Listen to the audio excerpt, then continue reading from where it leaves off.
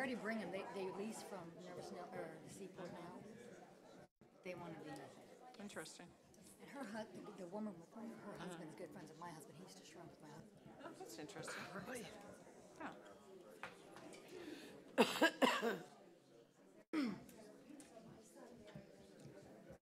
Day 6.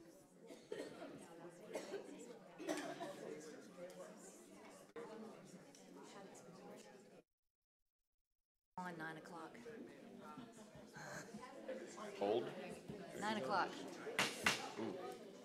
Good morning. It's 9 o'clock, Monday, March 18, 2019. I will call the meeting to order.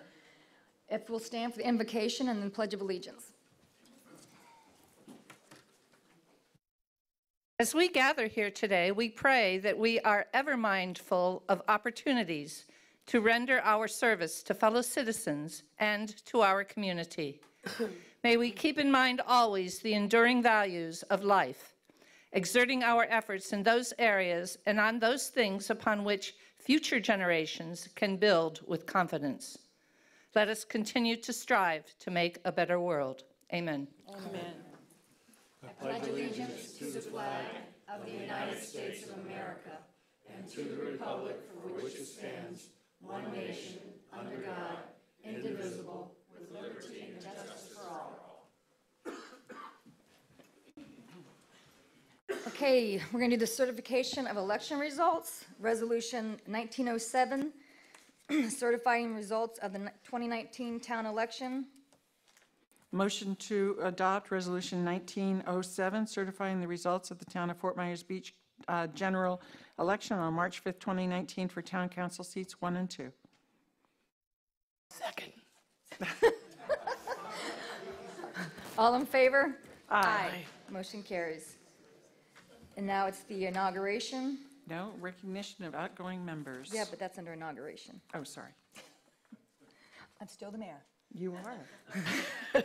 May I begin recognizing you? You may begin. I may begin. I'm going to start with Dennis. Dennis, there's a little gift for you there from the town. And we thank you for your service. You ran for town council with a passion to improve the financial health of the town. Under your leadership as both mayor and councilor, much has been accomplished. Over the past 3 years, the town has revamped its accounting program for efficiency, written a sound long-term CIP, including all the town assets, the building of downtown sidewalks, and redesign of Times Square. We've contained costs and developed strategic plans for Bay Oaks, Band House, and Newton Park, acquired a new entry parcel for Bay Oaks that was negotiated by you, and you built capital reserves as recommended by the League of Cities. These accomplishments were done without raising the millage rate. The town is better financially as a result of your service, and you met your campaign promise. Please accept this engraved desk clock as a token of our appreciation for your time and dedication to our community. May your time ahead be filled with health and happiness. Thank you.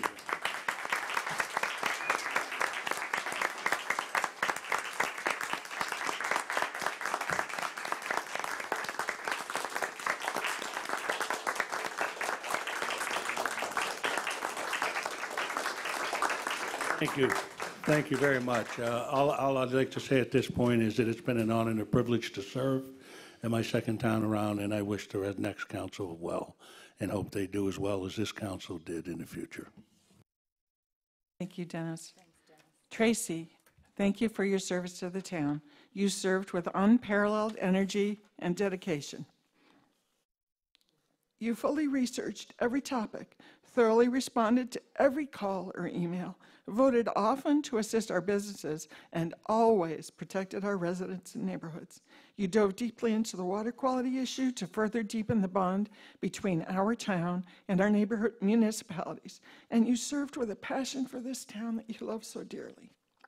Your campaign postcard of 3 years ago stated, "Unless someone like you cares a whole awful lot, nothing is going to change." It's not. You've certainly kept your promise. Please accept this bracelet as a token of appreciation for your service. It's engraved on the outside with the words, FMB Mayor Tracy Gore. Thanks for caring a whole awful lot. The inside is engraved with your favorite family saying that you've loved since you were a little beach kid. It says, "There's no place like this place, so this must be the place." May you wear this in peace and happiness.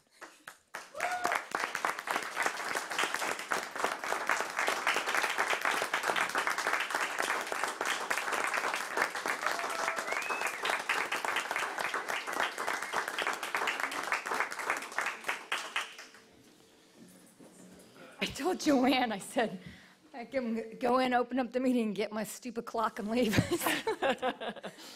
The saint, what she said about, if, I don't know how to say this without crying, but my Aunt Shirley Semmer, before she passed away, when she wanted me to run for council, she was the one who said the Dr. Seuss quote to me. She said, if someone like you doesn't run, doesn't care a whole awful lot, nothing's going to change. It's just not, and that's why I use that. So that's special, so thank you for that. And my Uncle Bill came up with the whole, there ain't no place like this place, so it must be the place. So it has been an honor to serve the town and to work with all of you. We accomplished a lot of great things. And I know that going forward, the next council will continue it. It's going to be great. I mean, we got to experience people who've been on the council before. They know what they're doing. So thanks, everybody.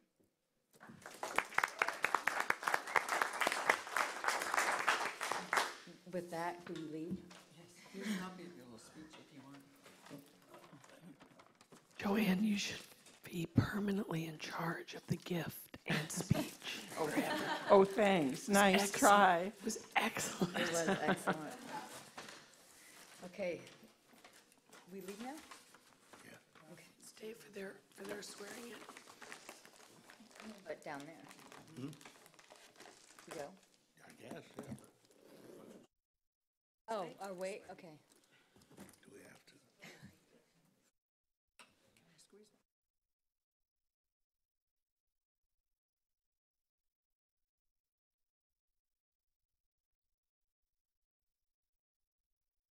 Follow, I assume. Is that okay? Do I need this? Yeah, okay. I, Rexanne Hossafras. Do solemnly affirm. That I will support, protect, and defend. The Constitution and government of the United States. The Constitution and government of the United States. The state of Florida. And the charter of the town of Fort Myers. And the charter of the town of Fort Myers Beach. That I am qualified to hold office. That I am qualified to hold office. Charter. Under the Constitution of the state and the town charter. And that I will well and faithfully perform. That I will well and faithfully perform. The duties of council member. Duties of council member. On which I am now about to enter, so help me God. Congratulations.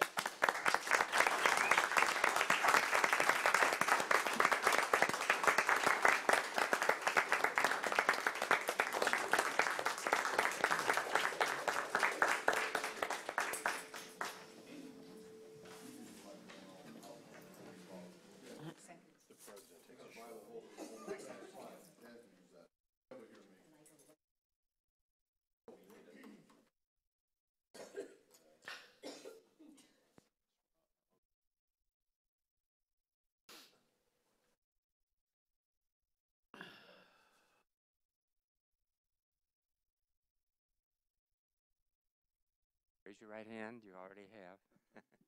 Repeat after me. I, Ray Murphy, do solemnly swear I, Ray Murphy, do solemnly that I will support, protect, and defend the Constitution and government of the United States, that I will protect and defend the state of Florida, state of Florida, and the charter of the town of Fort Myers Beach, and the charter of the town of Fort Myers. that I am qualified to hold office That I am qualified to hold office under the Constitution of the state under the Constitution and the town charter, and the town charter. and that I will well and faithfully perform Will well and faithfully perform the duties of council member the duties of council member on which I am now about to enter, so help me God. on which I am now about to enter, so help me God.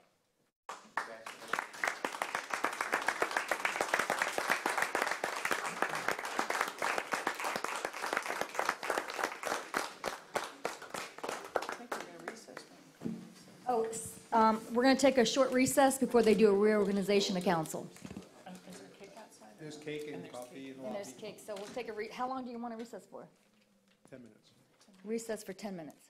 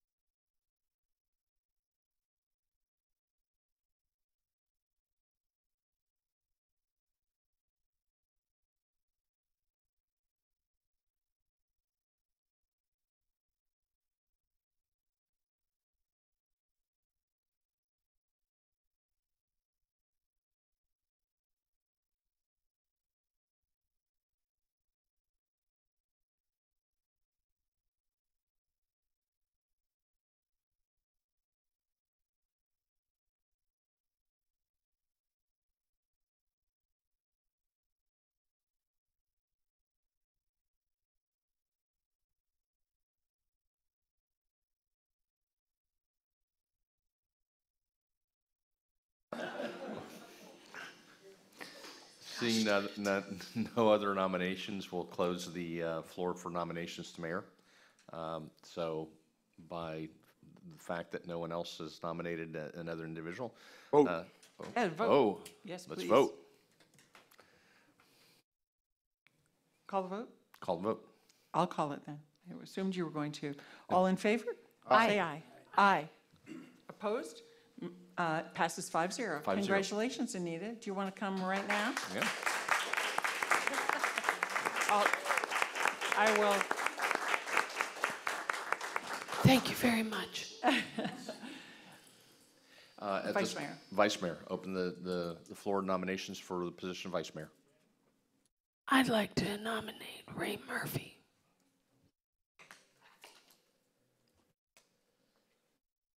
Any other nominations? Mr. Murphy, do you accept? I accept, yes. Seeing no other nominations, we'll close the floor to nominations for Vice Mayor and take a vote. All in favor? Designate by saying aye. Aye. Aye. Aye.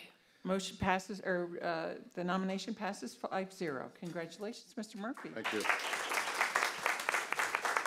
Just a quick comment, one quick comment. This very scenario happened 24 years ago, almost to the day. So it's deja vu all over again, and I'm very happy to be up here with you all. Is Thank this called managing change? you. There you go. All right, shall we switch seats now and get started with the meeting? Good. And I will Would you pass the recommend- proverbial gavel back to now Mayor Saracita. Will the vice that. mayor stay in this seat? Thank you. So shall I go there then? It doesn't matter. I'm seat 5, so away I go. Perfect. Thank you. Hold on one second here. Stop it, Murphy.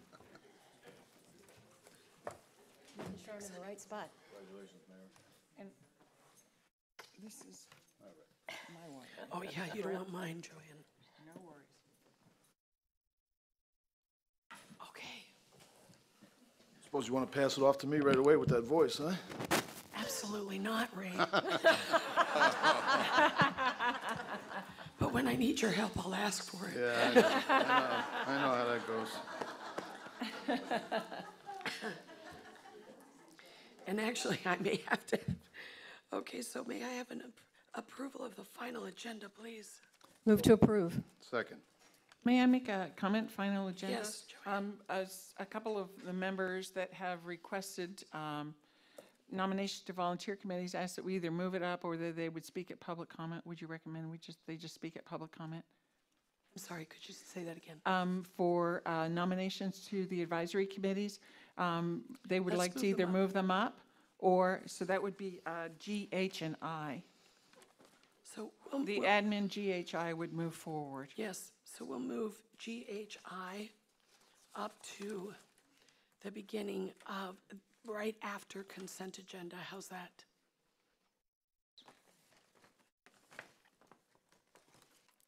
All right, may I have a motion to, may I have a vote, please? All in favor? Aye. Aye. Anyone opposed? Motion carries unanimously. The next item on the agenda is public comment. Is there anyone who'd like to speak? I have a request from Steve Johnson. Steve Johnson? Hi, Steve. I haven't seen you in ages. That's all right. Yes, again, my name is Steve Johnson. I volunteer for Turtle Time, and I'm also a member of the Marine Resource Task Force here for the town. The reason for my request to speak today really is later on there'll be a presentation by Tony Long from the FWC on turtle lighting, and I'm really here just to reinforce the fact that that more enforcement I think is needed. I'm out there every day, and I sort of see what's happening with our turtle conservation efforts, and it's really not working for the turtles or the homeowners. There doesn't have to be a bad guy, good guy scenario here. I think everybody can win if we're to concentrate on doing what we can to have everybody partake in taking friendly turtle lighting practices. I know that we've worked with Joanne, who's done a great job, as well as the previous council, on establishing, providing the actual bulbs for turtle lighting. That's always a complaint we hear, is that I can't source them.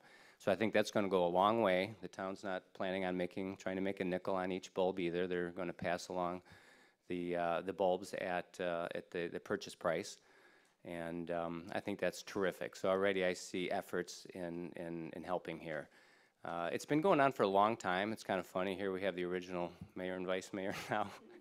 And we're still having the discussion on enforcement of turtle lighting. So when we have disorientations and turtles moving toward land, it just breaks your heart. You know, this past year we've had, I think 13% of the nests were disoriented, and that's well over 1,000 turtles that disappeared into the bushes. So again, just I'm here to reinforce that if we're going to be a green destination, we want to take care of our environmental treasures, and that's all for today. Thank you. Thank you very much, Steve. The next request is from Timothy Shadle.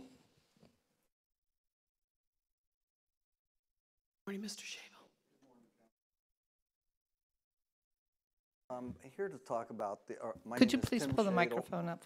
Sorry about that. My name is Tim Shadle, and I'm a resident here and a property owner on Fort Myers Beach. And I'd like to talk briefly about the stormwater project, and in particular, the center section where the pavers have been installed.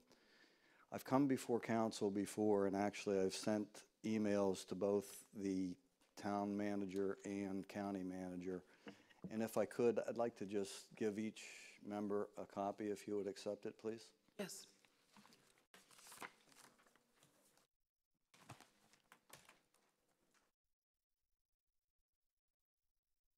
Thank you very much.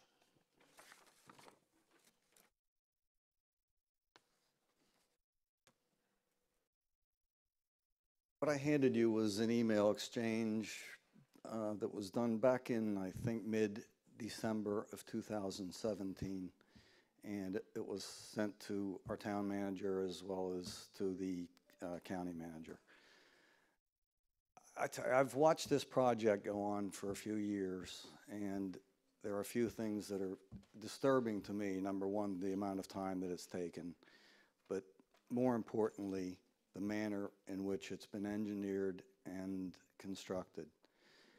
And to this day, even in the brand new section that has just been completed, where now we're driving on that center section by Red Coconut and Junkanoo, you could see that those pavers have sunk next to the drains that are concrete, probably 3 inches in some places. It's all wavy. And the same thing has happened in the previous section, right out in front of here, where many times the pavers have had to be removed and replaced again. And if you go out there now, I don't know if anybody takes a good look at this, but I suggest that everybody take a good look at it between stage 2 and this new section that they're doing. Because in my opinion, it's a total engineering failure. And I've discussed this, I've personally viewed this, and I have a bit of a construction background. I'm not an expert, but I've personally viewed this. I've talked to people that are in senior supervisory positions and the workers. And I'm telling you, the pavers are going to need to be replaced continuously if something is engineering-wise isn't done and changed.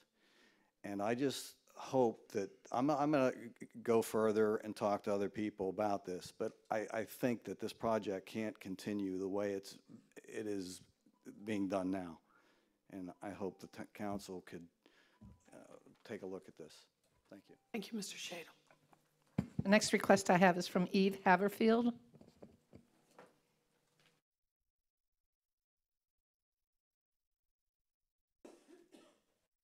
Boy, this really is deja vu, isn't it? I've been active on Fort Myers Beach, monitoring turtles since 1989, forever. And with joy, I've seen improvements in beach raking, the attitude towards sea turtles, in the lighting issues. When it comes to the lighting issue, we all know that that lighting affects sea turtle populations. So what I'd like to talk about is what has been going on, say, for the last 10 years. As far as disorientations are concerned, prior to 2015, the most disorientations we've ever had was six nests, and each nest has about 120 hatchlings. So 6 nests, you can do the math, how many hatchlings never reach the Gulf. In 2015, faced with a daunting number of violations, Molly was able to work with people. She effectively convinced them and gave enough education so that people would ameliorate their lights. And that year, we only had 3 disorientations. In 2016, however, things changed. And our ordinance, the way it is written now, just has not been very effective. We had 12 disorientations. That's almost 1,500 hatchlings that did not make it to the Gulf. And that also included 2 adult sea turtles that disoriented. And I haven't seen that for years. In fact, I think the last time adults disoriented was even before turtle time was active. In 2017, that year, we had more nests than we ever had. We had 99 nests. However, with 99 nests, we lost 47 of them to storm events. So we're left with 52 nests. And out of those 52, to add insult to injury, we lost 6 to disorientations. I mean, that was just mind-boggling. Last year, we had 68 nests total and 9 nests disoriented. We shouldn't, I mean, we're 2 steps forward, 1 step back. That shouldn't be happening now. I would, as we're looking at the new ordinance or the revision of the sea turtle lighting ordinance, I would hope that you would take into consideration some of the comments that Tanya will make and has made. She actually reviewed the ordinance as it is written now, and she's made some excellent recommendations. She's the expert. We can't control nature, but we can control lights. In fact, of the many awful things that happen to sea turtles, lighting is the most manageable one. Best management practices, having good basic guidelines, using modern technology, it's a win for everyone, sea turtles and people. We never advocate compromising the safety of people over turtles. We want both. Thank you. Thank you. Thank you. The next request I have is from Beverly Milligan and Jan Fleming and Reverend Ivan Corbin. All of them at once. Is that a trio? Okay. This is a first. You know this doesn't give you 6 minutes. Hopefully we won't be too long. For 12. It's nice to see you, Ivan. It's good to see you. Sorry, I can't hear you. It's all right, I'm doing my best to pull us closer. For the record, I'm Beverly Milligan. This is Reverend Ivan Corbin. This is Jan Fleming. This is Jackie Lezak. We all have one goal, and that is to realize the vision of the Heart of the Island. So we're here today to be really positive. Although we do have to say we're slightly frustrated, but let's move forward with the positive. We have been meeting for about 1.5 years, all of the stakeholders in the Heart of the Island, and we've decided to go ahead with incorporating a 501c3. We have presented to council before. We have so many plans. We've circulated them to council. We'll continue to circulate them to council, to BORCAB, to CRAB. But the challenges that we face is that we don't believe that we can realize the Heart of the Island and the vision of the Heart of the Island, everything from the arches to flags to consistent lighting and planting, in 3-minute presentations to 2 different committees that are volleyballing back and forth the Heart of the Island. We want a seat at the table, and we believe the table still needs to be defined, and we ask you to look at that, what that table looks like, and certainly that all of us, the stakeholders, and this new 501c3 have a seat at that table. We have a logo. We're happy to gift it to the town if they want it, But what we really do want to see is some recognition and some move forward with our ideas, and we're here to support that. So, anybody else? She asked me to speak as one of the relative newcomers, and one of the things I've observed here since I've moved here Ivan, about 9 months ago. Could you just give your name for the My record? name's Ivan Corbin, and I am a newcomer here. I live in that same area of the heart of the island, as well as my church, First United Methodist Church, is in that area. And what I've discovered is that this island really has unique sections to it. And the heart of the island is just as, I think, as important and vital as any of the other sections. And so my hope is that as part of the Heart of the Island group, that we will also be able to have a voice as to what happens in that section in coordination with the other sections, so that we really do present one of the best opportunities for the people who live here and the ones who visit here. Thank you. Jan, did you want to add something? I'm Jan Fleming, and I'm here to represent Friends of the Library, since we are in the heart of the island. And I've also been meeting with this group, and I think it's a great idea, another destination for our tourists and residents to see another great part of our island. Thanks, Jan.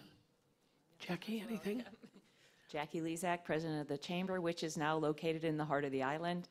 We have an opportunity to have a vibrant middle area of the island with lots of great things for our residents and our visitors to see. And with the boulevard completed now from the downtown area to this area, it encourages the walking and pedestrian movement and bicycle movement. We want people to come back and forth between those two areas and explore. And then as the boulevard completes itself down further, we hope that other parts of the island will also get involved and become different sections that our residents and our guests can enjoy. Thank you very much. We appreciate your work. The next request I have is from Heidi Jungworth, and I apologize if I've mispronounced your last name, Heidi. Good morning, Heidi. Good morning, Heidi Youngworth for the record, and you wouldn't be the first one. Nobody gets it right, so you're good. I'm here, I would like to join the Public Safety Committee. The gentlemen that are on the committee now do a fantastic job. However, I think they need a woman's perspective, just a little bit. Our lighting is awful, which everybody knows. Whether you're riding a bike, you're walking, or you're driving a car. It doesn't matter if you're on the north end, the south end, the middle of the island. It's hard to see people, if you're driving your car and somebody's trying to cross the street, you can't see them, even if they have white on. I live mid-island, and about a month ago, I met some ladies at the Junk Canoe. I live 4 blocks. I did not walk because it was so dark. I'm like, you know what? I'm by myself, and I'm not walking home by myself. So I drove my car 4 blocks. That's ridiculous. So we really need to focus on our lighting and our crosswalks and safety issues, and I just feel that I would like to be a part of that. Thank you. Thank you, Heidi. That completes the requests I've received. Is there anybody else? Leah?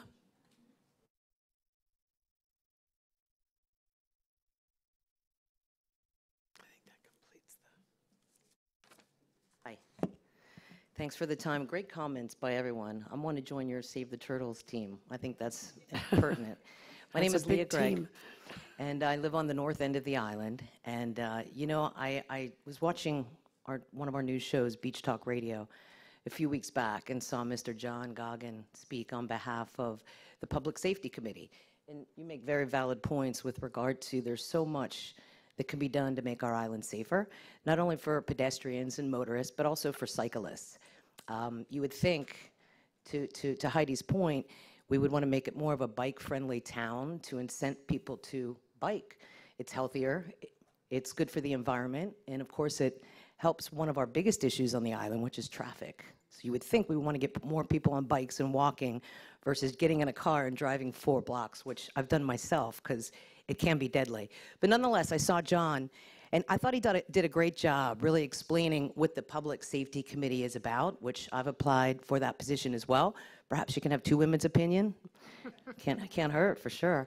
And I love the fact that he talked about 2 things that are important to me. Crossways. I cannot tell you how many times I stand in front of a crossway and cars go barreling by, and bicycle paths. I think we have such a opportunity to make it safer for, again, cyclists, pedestrians, and motorists. I think that getting more people off the street, getting them, out of the cars, off the street, meaning that, and getting them into bikes. I have 3 bikes. I have a fat tire bike, which is specifically for the beach. I have a regular bike, which I just ride around town on the sidewalk. And then I have 2 electric bikes. One is a regular bike, and another one is a scooter. So I have a situation where when I'm riding my bike on the street, the electric version, it goes maximum 20 miles an hour. So the speed limit being 25 puts me in a dangerous situation. So I have people on the road, of course, the motorists, flipping me their high beams, passing me. I actually had the trolley and also the mailman pass me. And the trolley passed me about 3 inches. And he was going a good 35 miles an hour. So I have a GoPro, so I could show you guys some of that footage if you're interested down the road. But it is very, very dangerous. And then when I have my regular bike, when I'm riding on the sidewalk, like I'm allowed, I have pedestrians yelling at me, telling me to get on the street. So, from a cyclist perspective, it's very dangerous, but I do think it's a simple fix. And I really would like to join the Public Safety Committee to help not only make it safer for cyclists, but also for pedestrians with the crosswalks, and then also motorists, because I get their point as well. I'm a driver as well. So thank you. I appreciate your time, and look forward to working with you all. Thank you, Take Leah. care. Thank you very much. Is there anybody else that'd like to speak? Bobby. Bobby Martha. I'm a property owner and taxpayer of various properties on Fort Myers Beach. And I would like to know if the noise ordinance could be revisited and approved. Last night, I went to Nervous Nellie's, and on the way back at 9 o'clock, there was 2 vehicles that had speakers in their front hood and the back trunks that were really loud and shaking the ground. So I stopped at an officer outside of Lani Kai, and I said, can you give them a ticket because of the vulgarity and everything? I says, I can't walk my grandkids or anything here because they have to listen to that. He says, you're right. He says, but my hands are tied, and I can't do anything until after 10:30. I says, really? I says, well, I'm going to look into it and see. I would just like to know if you can look into something that, is it effective only at 10:30 at night? Because this is going on all day, and the traffic is bumper to bumper going towards the pier. If there's anything you can do to improve that, I appreciate it. The other thing is, all the businesses that have music should be required to have a decibel meter on hand that's certified every X amount of time. So when you go there and the police officer says, I don't have a meter, the business owner needs to have that. I have to have a fire extinguisher for my business, and they certify every year that it is good. I appreciate it if you can look into this because it's really out of control. Yesterday was really sad if anybody walked around 9 o'clock or so. They even parked in a parking lot across from Lani Kai with the speakers on, and the officer said, hey, we can hear it over 1,000 feet. And I know that was brought up a while ago, but if you could revisit it, I appreciate it. Thank you. Thank you, Bobby. Is there anybody else that'd like to speak? Okay, public comment is closed. The next item on the agenda is local achievements and recognitions. Mr. Murphy, do you have anything? Not yet, no. You don't want to talk about your parade? Oh, well, okay. Thanks for asking. You're welcome. This year was the 21st annual St. Patrick's Day Parade on Saturday. It was a great turnout. Turned out to be a great day, and everybody had a wonderful time. And I want to thank everybody that was involved, everybody that turned out for it, and look forward to the 22nd next year. It was a great event. Thank you. Bruce.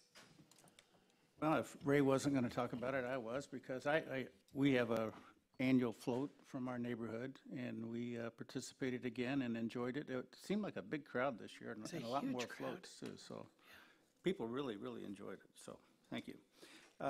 Also, I just mentioned that I went and watched the Ocean Reef installation. I got there a little late for I think they had the news people there or something maybe. But anyhow, I watched them do the installation behind the Dauphin Inn and down the canal for a while. And it looks like it's going to be a very interesting project. So I look forward to checking in on that in about 9 months, see if it cleaned up. Thank you, Bruce. Joanne. I watched the installation at the Mound House. They put one under the observation deck there, and there was a good and enthusiastic crowd there. So We have them in a couple spots on the island, and that's great. And I was going to mention the St. Patty's Day Parade, too. My husband did the usual make a fool of himself down the boulevard, and a good time was had by all. Thank you, Joy and Rexanne. Well, first of all, I'd like to recognize the Chapel by the Sea Spaghetti Dinner, and not just because it's a spaghetti dinner, but it was a special one to celebrate the reopening of the kitchen. They completely rehabbed the kitchen at Chapel by the Sea, and that is used by the entire community. However, they're continuing to have dinners because it's not completely paid for. It's a real community event. We fed over 200 people in 90 minutes. Wow. So we were moving and really dishing out the pasta. I'd also like to recognize the Mound House had a member appreciation event, which was completely packed. And Allison Geeson brought in a top-notch speaker. It was Dr. Victor Thompson from the University of Georgia speaking about the current research at Mound Key. It was fascinating. If you are not a member of the Mound House, you need to join because there's all kinds of exciting things going on there.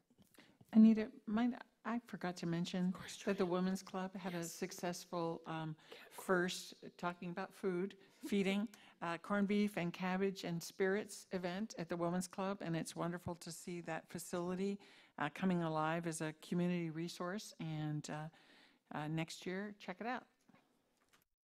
Thank you. I just want to welcome Ray and Rexanne to the council. We're happy to have you here. I would like to congratulate the library. The Friends of the Library had their final book sale, and to me, it was just such a spirit of perseverance, and I congratulate them for that. That's all I have. We'll move on to the next item, which is an approval of the minutes for the regular meeting of March 4th. Move approval. Second. Is there any discussion? Any objection? The motion passes unanimously. May I have a motion to approve the balance of the consent agenda? Motion to approve. Second. Any discussion? Any objection? Carries unanimously.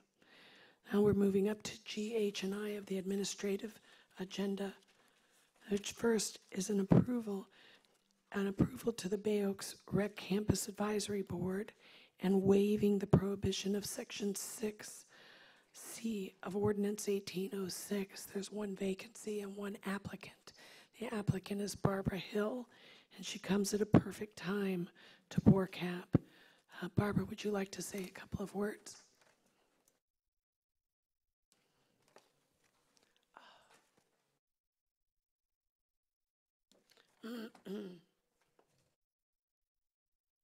Good morning. Excuse me. First, congratulations to the new council members and to Mayor Anita. Great to have you back in the leadership role again. I'm interested in BORCAP because, excuse me, I've got, I think there's cake or something.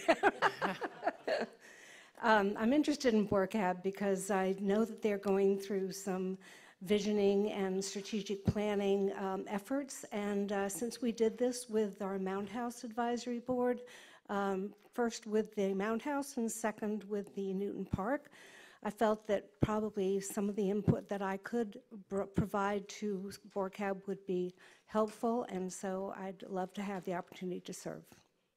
Thank you, Barbara. Motion. I'd like to move approval of Barbara Hill to the vacancy on the CRAB board. Second. Ray, could you include in your motion waiving the prohibition of Section 6C? So amended. Is there any discussion?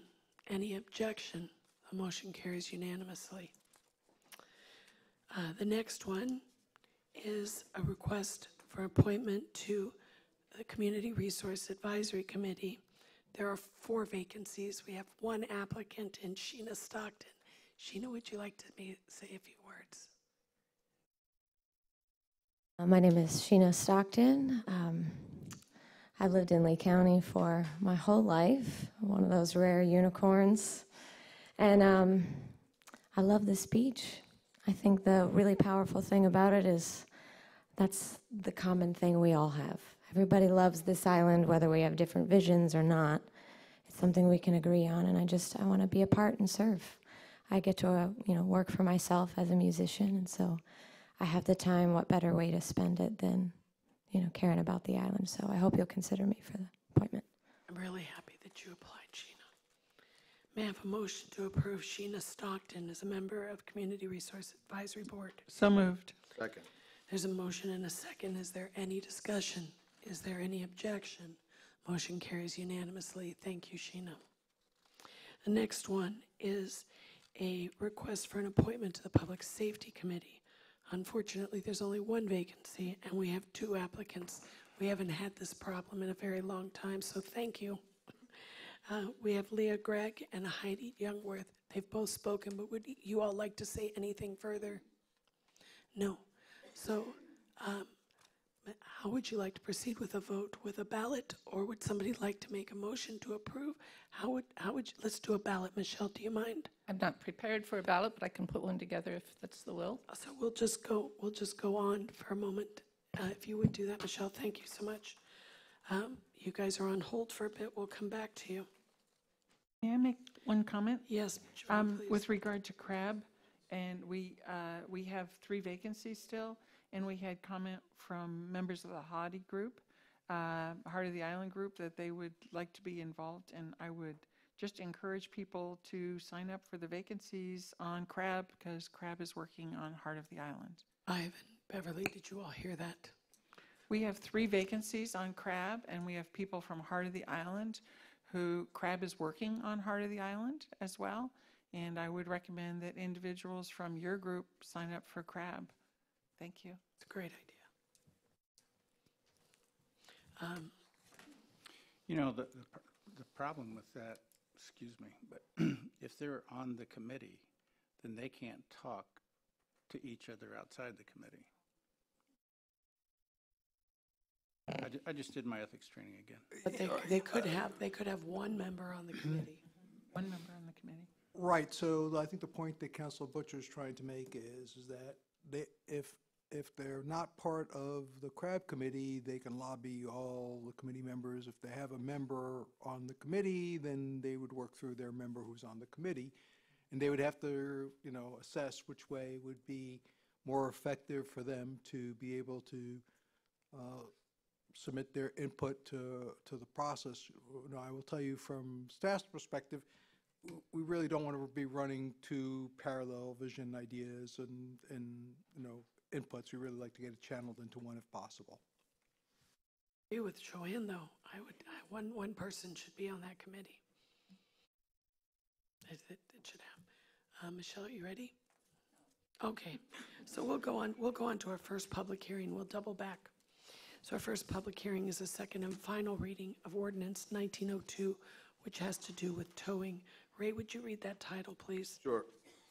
Ordinance 19-02, an ordinance of the Town of Fort Myers Beach, Florida, amending the Code of Ordinances. Chapter 10, Businesses, Article 4, Tow Trucks and Storage Facilities. Section 10 through 90, Maximum Rates.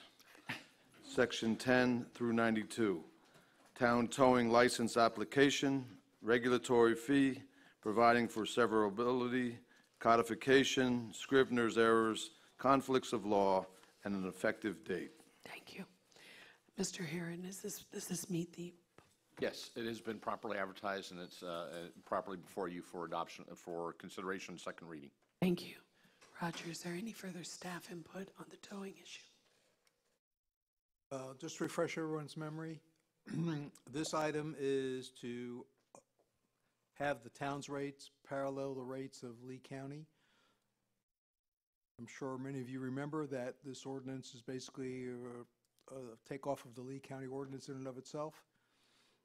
Unfortunately, the rates were not included to be escalated, along with all the escalations over the years that Lee County had done. You recall that you had the firm who provides towing services come to town council and explain the issues that they were having with respect to the rates, and that prompted a discussion at an M&P, which prompted a revision to the ordinance, which prompted a first reading, which was approved by I believe 5-0, if my memory serves me correctly, and we're here today on second reading. Thank you. Is there any public comment on the towing? I'll close the public comment. May I have a motion to approve this ordinance? Can I ask a quick question? Yes, go ahead, Roxanne. We have a fairly new town attorney, and my question is not just about this ordinance, but about ordinances in general. Is the new town attorney reviewing each of the ordinances, besides the advertising portion, but reviewing that he thinks they're worded well legally, et cetera? Is he the person crafting them? Just for my general knowledge. Yes and no. I'm reviewing all of them. Obviously, from the standpoint of, am I drafting them from scratch? With respect to this particular ordinance, no, because it was simply plugging in the Lee County updated information. The answer to your question is, I'm reviewing all of the ordinances for legal sufficiency as well as for substantive sufficiency across the board. Thank you. Just to further clarify, if I may. Thank you. This ordinance amendment was drafted by the prior town attorney, Peterson Law Group. Thank you. Madam Chair, I'd move the ordinance. Thank you. Second. There's a motion by Vice Mayor Murphy and seconded by Councilmember Shamp. Any discussion? We need public comment? Pardon me. We already offered it. Oh, I'm sorry, I missed Thank that. you. No discussion? All in favor of the ordinance, say aye. Aye. Aye. Excuse me, Mayor Saraceno, that should be a roll call I'm vote. sorry. Look, see, mistake number one, not even an hour into it. I'm here for you. Mr. Murphy, your vote. Aye. Ms. Shamp, your vote. Aye. Mr. Butcher. Aye. Ms. Ozfrost. Aye. And I vote aye. It's unanimous. Thank you. Do you have have you done it? Let's give it. We'll go back to the.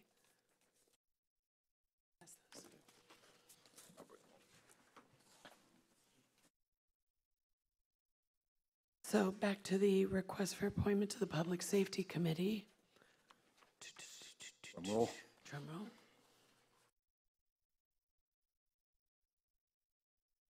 We have 3 votes for Heidi Youngworth. So Heidi, welcome to the Public Safety Committee. Leah, thank you for your application, and please stay tuned because that's a committee that always seems to have a vacancy.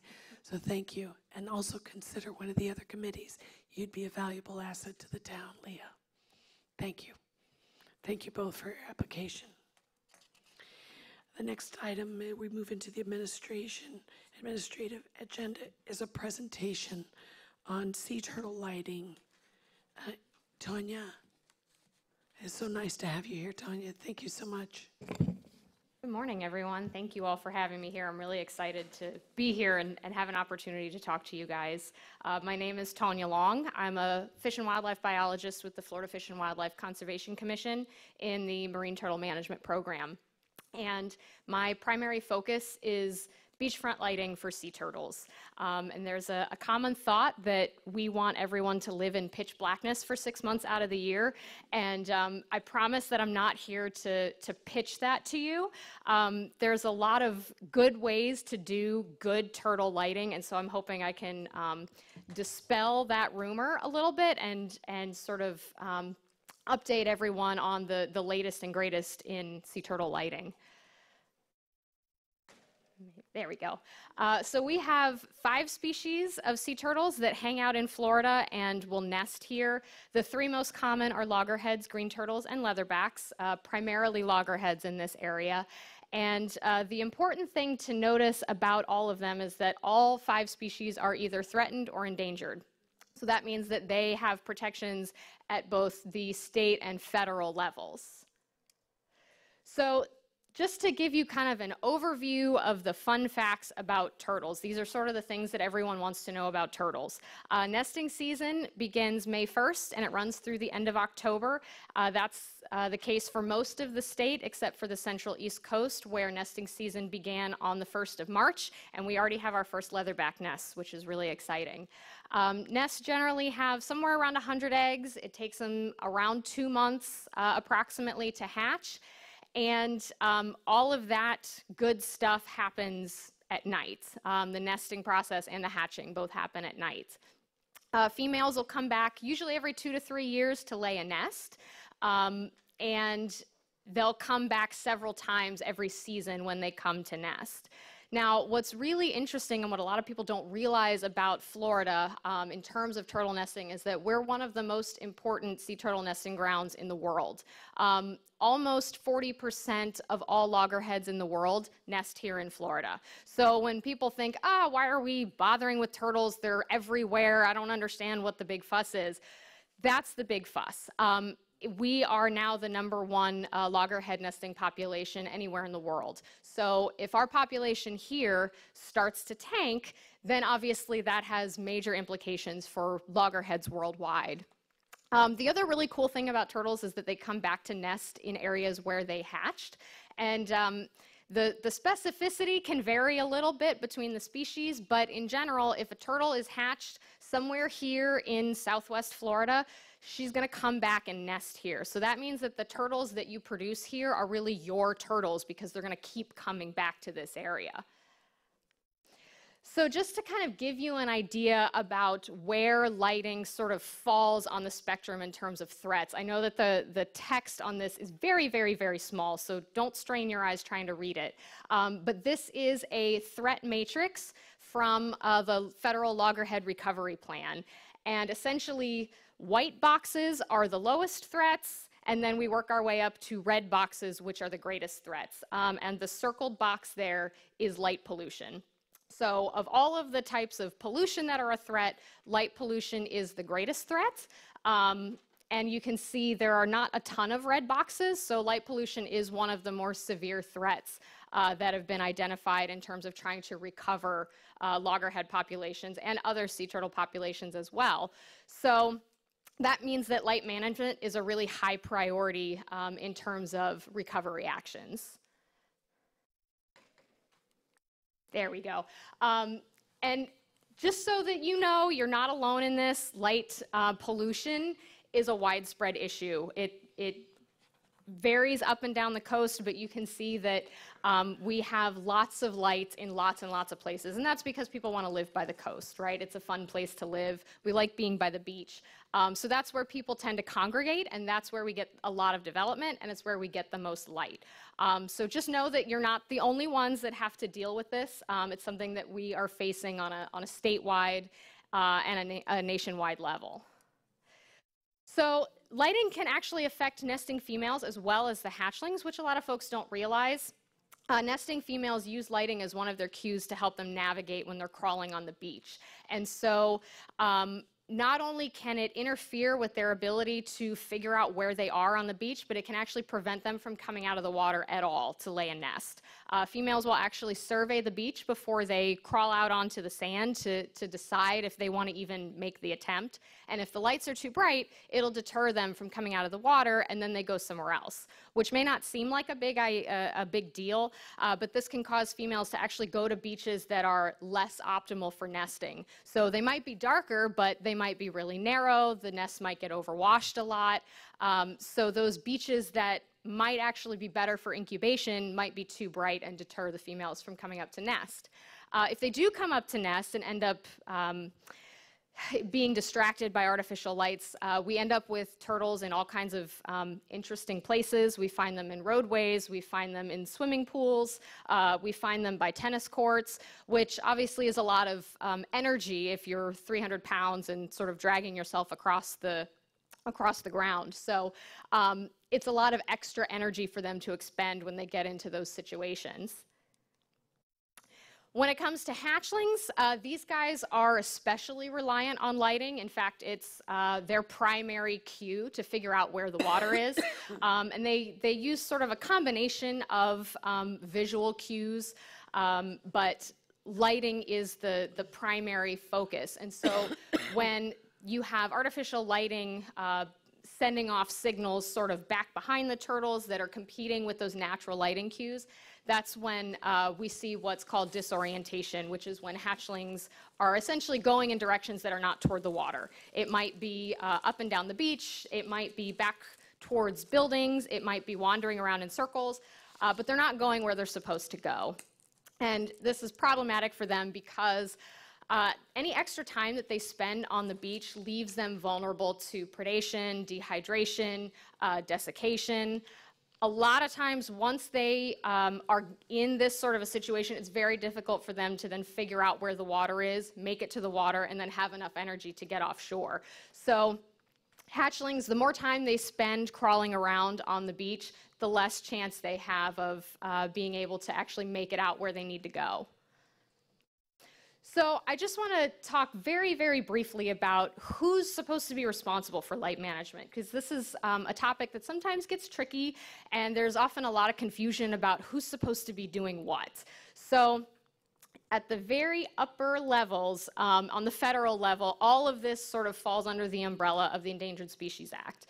And turtles, because they spend part of their lives in the water and part of their lives on land, they're managed at the federal level by both NOAA Fisheries and the U.S. Fish and Wildlife Service. So they essentially have the ultimate say in terms of what happens to turtles and who's supposed to do what.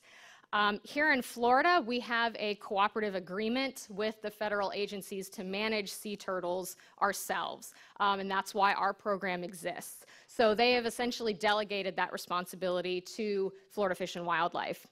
So we have several rules at the state level that are protections for turtles, namely the Marine Turtle Protection Act, which essentially mirrors the Endangered Species Act just on a state level. We also have a model lighting ordinance, 62B-55 of the Florida Administrative Code.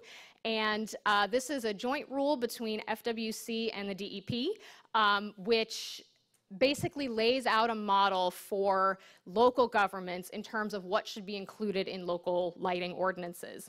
So then that's where all of our local partners come in. Because the model lighting ordinance is just a model, I can't show up and like write people tickets for bad lighting. So our partnership is very cooperative with local governments. The local governments are the entities that then adopt their own lighting ordinances, and they're the ones that then are sort of the boots on the ground to go do lighting inspections and issue citations and work with property owners and that sort of thing. FWC is meant to be here in more of an advisory type of role. And so there's a lot here, but this is an excerpt, one of the sections from the model lighting ordinance that sort of talks about what the sort of relationship is envisioned to look like.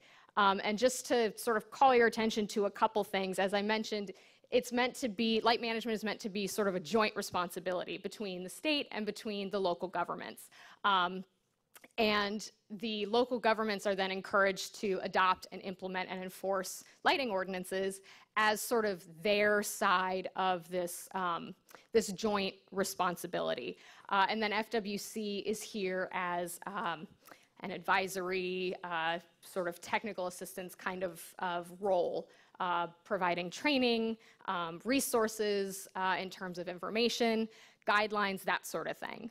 I do want to note, come on, the actual lighting standards within the model lighting ordinance are in the process of being updated. This rule is woefully outdated. It was passed in the mid-90s, and so a lot of the lighting technology that's included in there is very, very outdated. So we are in the final draft stages of updating these standards.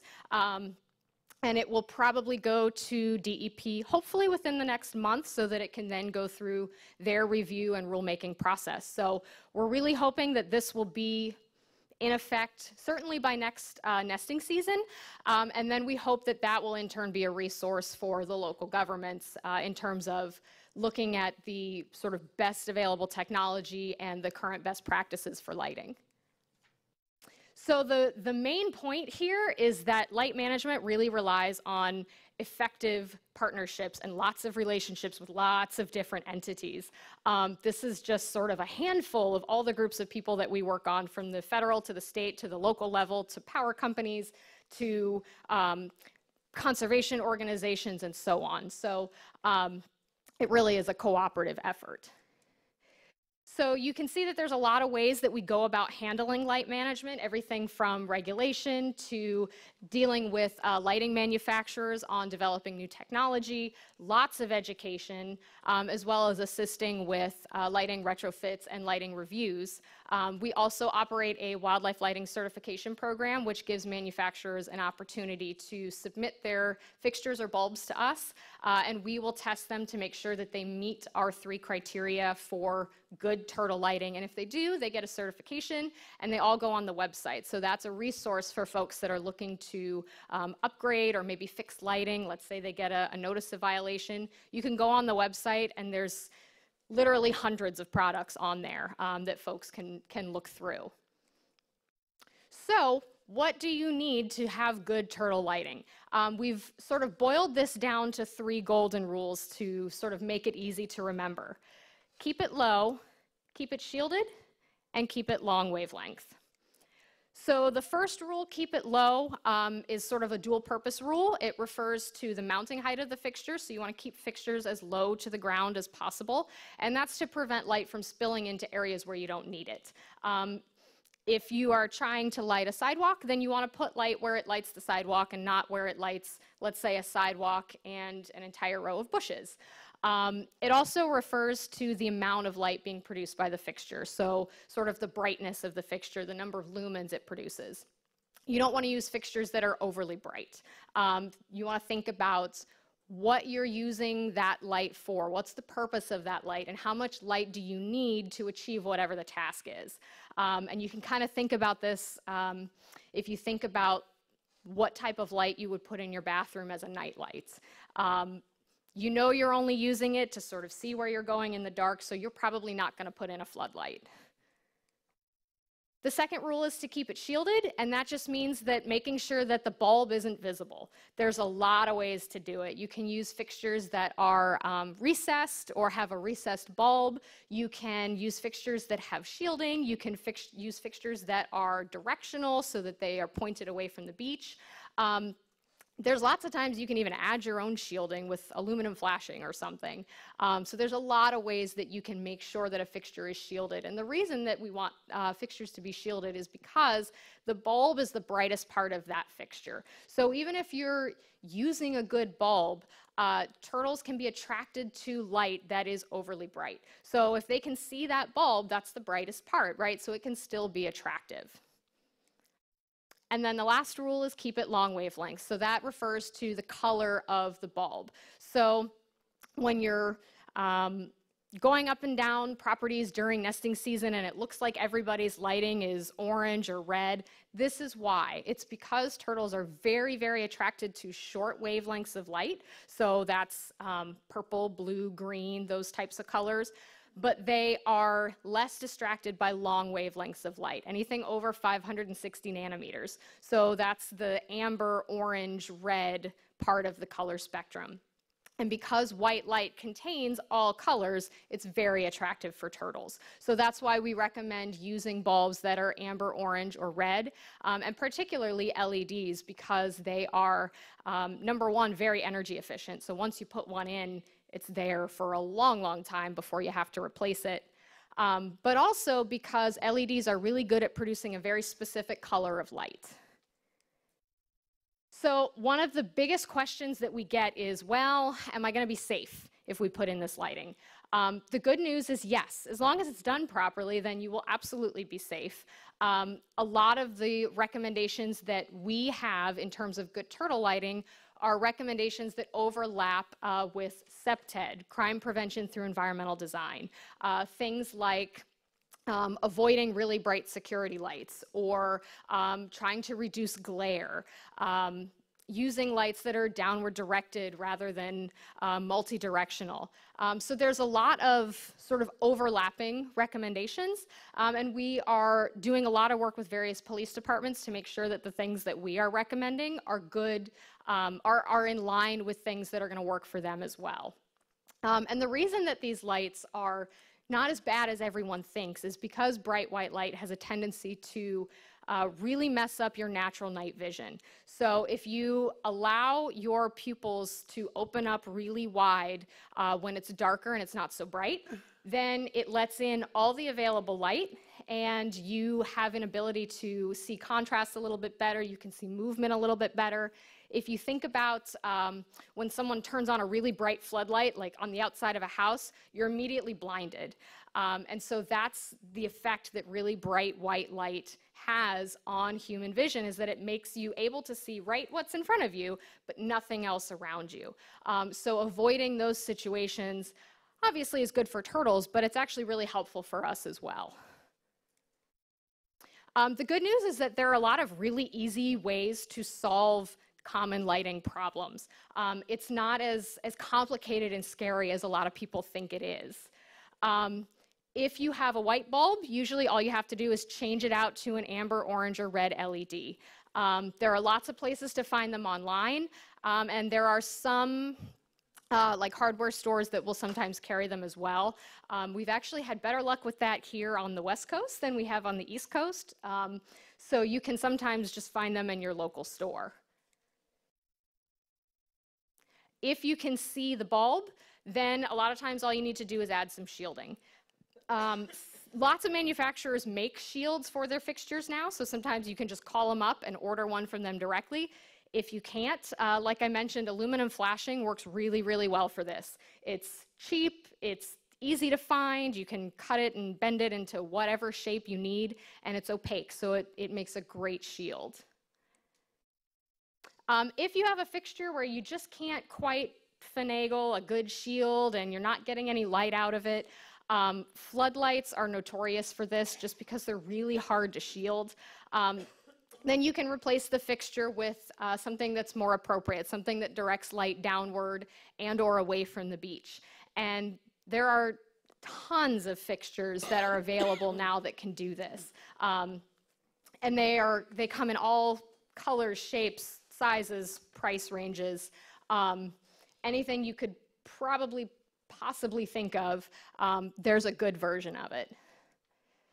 And if it's something that you're not using for safety, if it's, let's say string lights or maybe uplights on your landscaping or something like that, as long as you're not using it for safety or security, you can easily just turn those off and you save some energy during turtle season, and you don't have to pay anything to fix it. So the Wildlife Lighting Certification Program that I mentioned can be found on our website. Just go to myfwc.com and search for wildlife lighting. It'll be the first thing that pops up. I'm not going to give you the actual URL because it's incredibly long and confusing, so it's much easier to find it this way.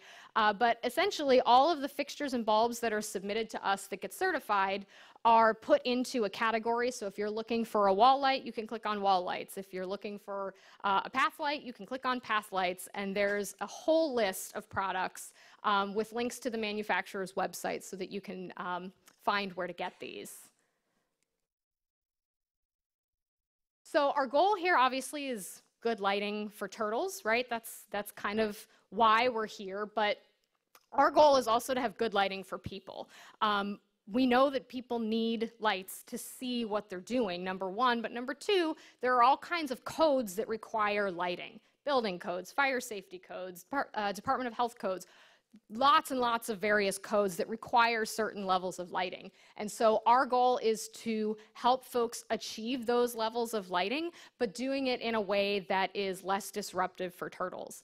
And this is just one example of a property that I've worked with that I think has done a really good job of this. It's actually a property in Miami Beach, so it's not anywhere here, but it's huge. I mean, it's a huge hotel with multiple pool decks and an outdoor bar and a restaurant and all kinds of outdoor areas, but they've done an excellent job of managing their light so that when you're on the beach, there's almost no light visible. And so, if these really, really big properties can do it, it's obviously very, it's a little more complicated for them. So for the smaller properties, and particularly single-family homes, it can be really easy to make some of these changes that really make a big impact.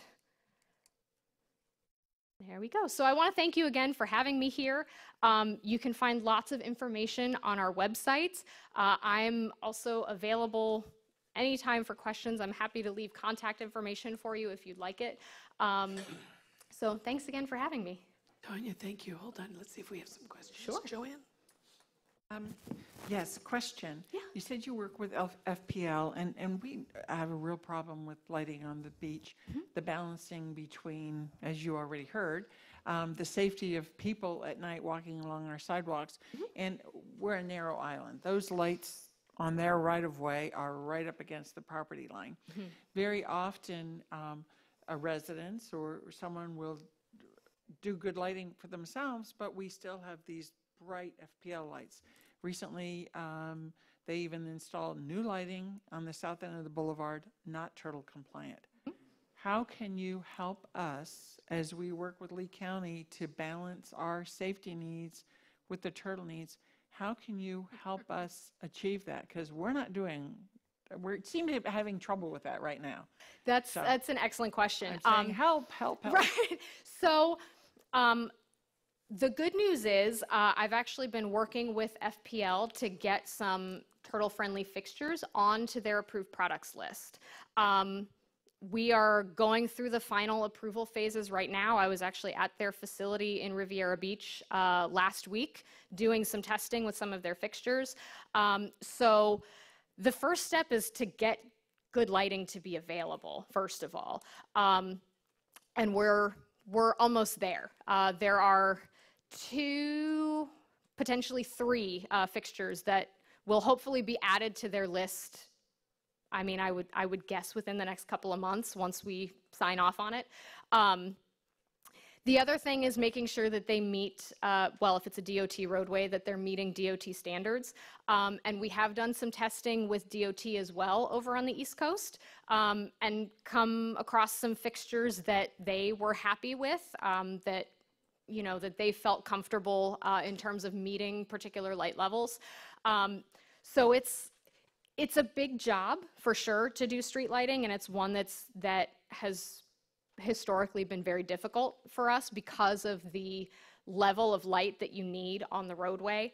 That's sort of where new technology comes in. Just in the last few years, I mean, maybe 3 years, products have come on the market that put out enough light that we can meet those light levels. So that's an area that is rapidly advancing for us, which is really exciting. But a lot of times it takes early, I don't want to say intervention, but someone reaching out to us early in the process, because if it's not a project that necessarily needs certain kinds of permits, then we don't ever know that it happens. So if it's, let's say FPL has decided, okay, we're just going to switch out all of the lights on this particular stretch of roadway, that's not a project that we would necessarily know about until, someone all of a sudden says, hey, there's new lights here. So, if, let's say you all are looking at replacing streetlights along a particular section, just reach out to us and say, hey, we're looking at doing this. Do you have any recommendations? And if we can get involved early and communicate with you and communicate with FPL, then that gives us an opportunity to discuss some of those sort of turtle-friendly options. I think we did just reach out to them. Council, have we just reached out to them? Oh, Ray's waving. Hi, yes, Ray Burns, Town of Fort Myers Beach Environmental Technician. I think that's my title still. So Chelsea has many wonderful contacts with FPL, and so she has been reaching out, and we've been in coordination to get those lights that are not turtle compliant addressed before sea turtle season, to get them turtle compliant, so that way we don't have issues from street lights going forward into turtle season. So we're on it. We're working on it. Terrific. Thank you. And in the interim, while we have these lights, what happens? I mean, I live on the beachfront, properties around me. We always have, I love having the turtle nests. I let them put the stray ones on my property. But what happens is, in a couple of instances, I think that people can get blamed for turtle disorientations that are happening from FPL. And I'm just wondering, why don't, until we get the lighting right, why don't we use chutes as a secondary thing, I mean, our goal is to get those turtles into the water. And I know it's an inconvenience or whatever, but you know about when they're going to hatch. And I'm not saying to let people off the hook for their lighting, but as an additional safety measure. Sure. There's a few reasons, to be honest, that we don't recommend doing that on a large scale. One is that we know about when the nests are going to hatch, but we don't know exactly. And putting that type of material on the beach, it becomes a hazard for beachgoers, which means it has to be set up and taken down every day, which is a tremendous amount of work for the folks that are doing the nesting surveys, because again, you don't want to leave it out there because it becomes a hazard for beachgoers and also other turtles that may be coming up to nest.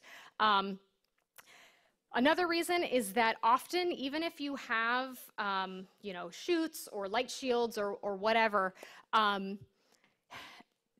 turtles will sometimes get to the end of them and then still turn around and come back.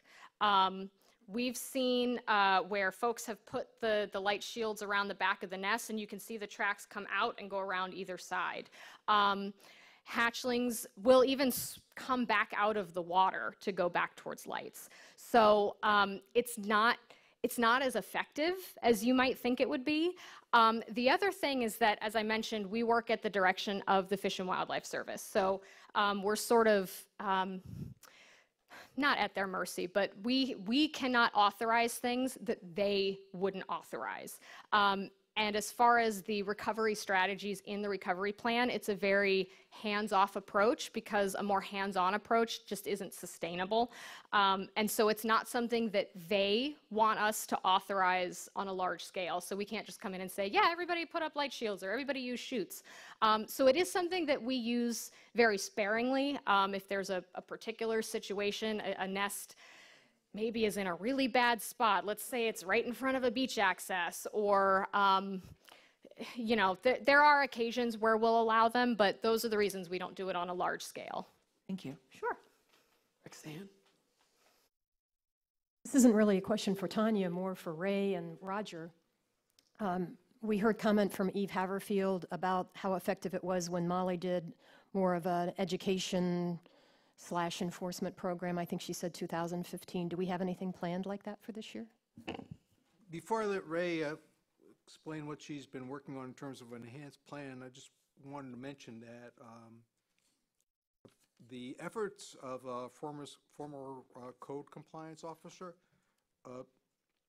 the ones that were in place in the last 2 years that I were here are the same ones. So, I don't know that there's a direct correlation between the person and what's happening physically out in the field, because nothing has changed in terms of that. That being said, we met after the last turtle season and we discussed ways that we can do even better, and I'll let Ray speak to that. Yes, so the town is looking at a different approach this coming year. We will be doing more educational outreach. The month before sea turtle season, I will be available for homeowners who wish to have pre-sea turtle season night inspections of their property, so we can address things out in the field during, the actual conditions where you would be seeing the same situation at night that the turtles would be seeing. So like, oh, you can see that light's going to be a problem. This light's going to be a problem. You need to switch those or shield them or change the bulbs or all of the above. So we're going to be working on that. Typically, I'm going to be scheduling them for Wednesdays, but if there is a need for it and a, public support for it, I will be willing to do more days if necessary. We are also going to be doing more of a warning system at first. So that way, when there is an issue, the first month is going to be warnings, outreach. I will be out in the field quite a bit, meeting with all the homeowners. If it's a rental property, it poses a little bit of more of a challenge because you have a rental agency you're working through, and they're not always necessarily on the beach. So you have to try and balance that out as well. But we will still be trying to do letter outreach with that as well. And then if they still don't respond to any of those things, we'll be switching to a citation method as opposed to notice of violation, notice of hearing. and that has been confirmed with Daphne, who is our new code enforcement manager, Daphne Butcher. I can never pronounce her last name correctly. And moving forward in that aspect. So that is what we're going to try and tackle this year. I think one of the important things is that one of the things that we want to do is make it as easy for people to be compliant. So hopefully with the help of our local media, they'll do two things. One is that one of the big ongoing violations is people not closing their blinds on the beach, and whether you're it's your own property, whether it's a leased property, whether it's a motel, hotel, getting them to get all their guests to close their blinds. So hopefully our friends at the media can help us get the word out about that. And more than just reporting on today, where we're emphasizing the beginning of turtle season, but throughout the season. The second thing, and it was mentioned earlier, is that the issue when someone does have a bulb that's non-compliant, to make it as easy as possible for them to be able to obtain and replace their bulbs. And to further that effort, what we decided to do is order some bulbs and have them here at Town Hall. We're making them available to the public at our cost that we bought them at. So they can come here and be proactive, hopefully, and start replacing them now, or hopefully when Ray does her inspections and notifies them that there's an issue, that they can come here and get those bulbs. So we're encouraging people to ask for the preseason inspections. We have a little flyer that we have in production. Go out for that.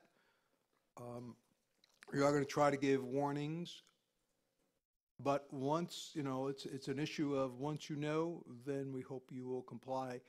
And particularly in cases where there's disorientations, we want to make sure that that lack of caring is on the record. So if we have to do it somebody twice, it's well known. Maybe Ray could even have the bulbs with her when she goes on these jaunts, and that way we can just instantly have it taken care of. Just an idea. Ray? Just a few quick comments. Chelsea, that was a great presentation, by the way. Thank you very much. And Tanya, who's Chelsea?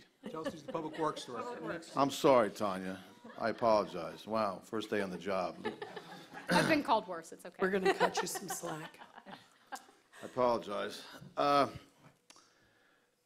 have one question, but first a few quick comments.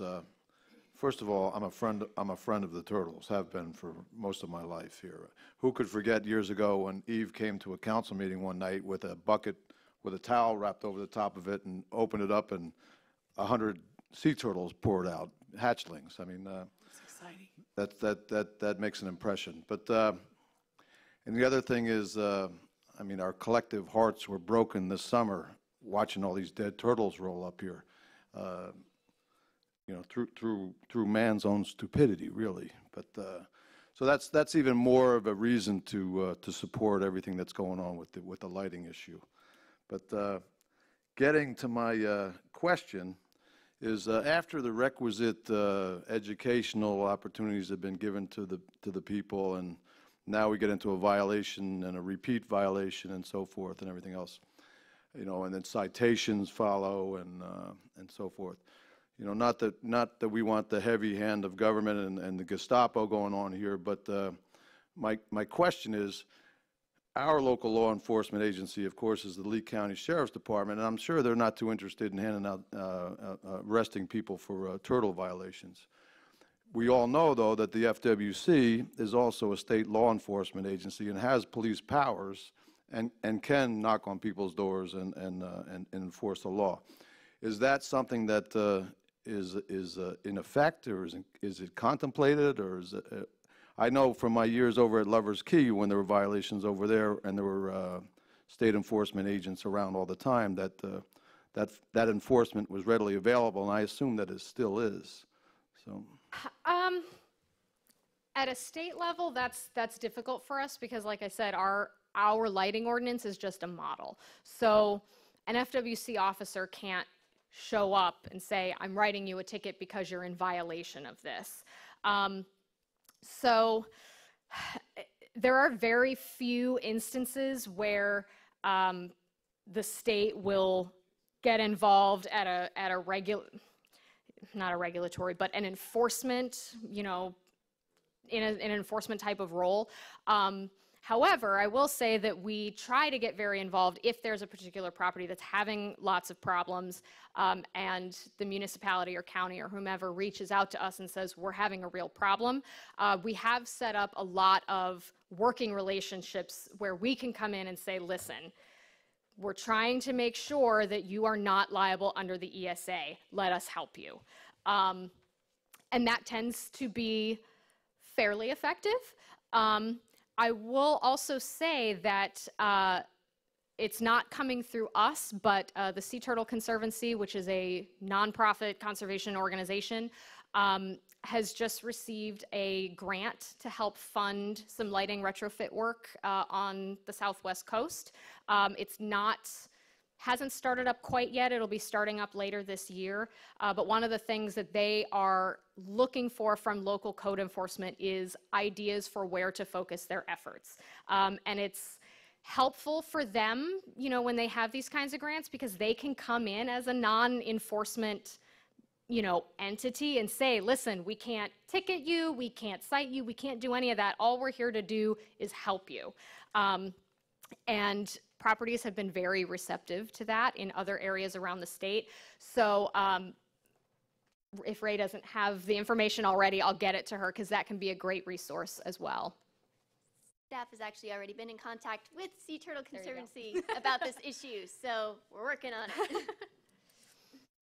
Anything else, Ray? Bruce?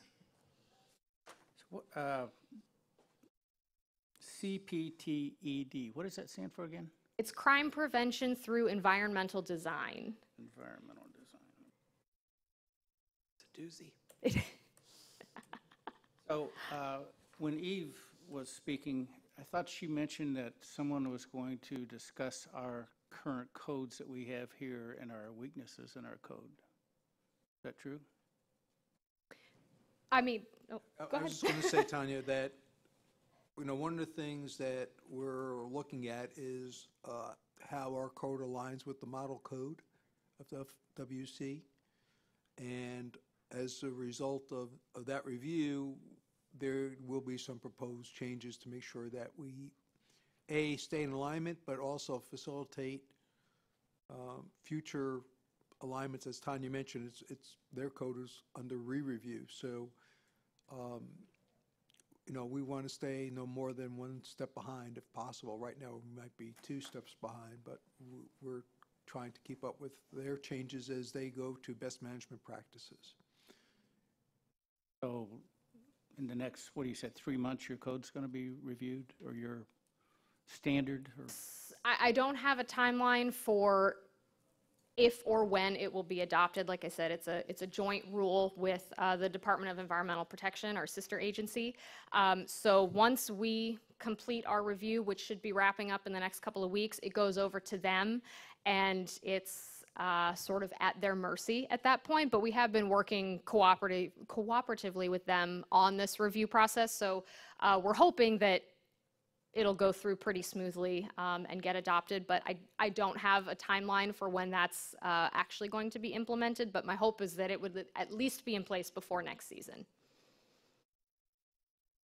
So we're monitoring that process to, once it's done, of course, then we'll look at how that parallels our current code and see what amendments are necessary. And I would say that I've talked with Ray some about this as well, but even before that goes into place, we do a lot of work with local governments on reviewing their code. So any local governments that are interested in reviewing or updating a lighting ordinance, we're happy to take a look at the language and provide suggestions. Typically, our suggestions are in line with the same things that we're going to be proposing for the updated model that should be coming soon. So that's always an option that's available. Have you looked at ours? I did. It was several months ago, so to be honest, I don't remember the specifics of it, but I'd be happy to go back and take another look at it. I think Ray wanted to say something. Oh, we pretty much covered the stuff I was going to say, just that we've been in touch with FWC. We gave them some changes that staff would like to see in the ordinance in turtle time, and FWC gave us some great constructive, input with our changes that Sarah and I had put into the ordinance. So at this point, we're kind of just waiting to see what happens with the new standards. And then once that goes through, we can get on the ball and just go. One of the issues we have is that we don't want to be, I think of the movie where the drill sergeant comes out and all the recruits are supposed to be wearing the same color T-shirt, and he changes his shirt every day, and they're always wearing the wrong color shirt. Yes. So we really don't want to do that to the public, where we're constantly changing the rules of engagement on them all the time.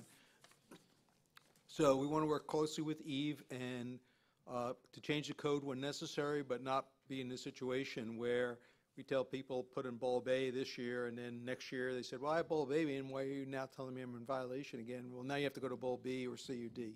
So we want to be careful about that. So we work very closely to make sure that the changes of the code are substantive enough that it's worthwhile to make the change and force the change upon the public. Heartbreak Ridge, wasn't that the movie? Is there such a thing as turtle glass? Yes. Yes, and local color. If you walk in Times Square. Shameless self-promotion. Local color, all the windows in the front of the store are turtle tinted. It's required when you build on the beach, too. That's what I was going to ask, okay. Yes, we have certain properties where it's required. We have others where it's recommended.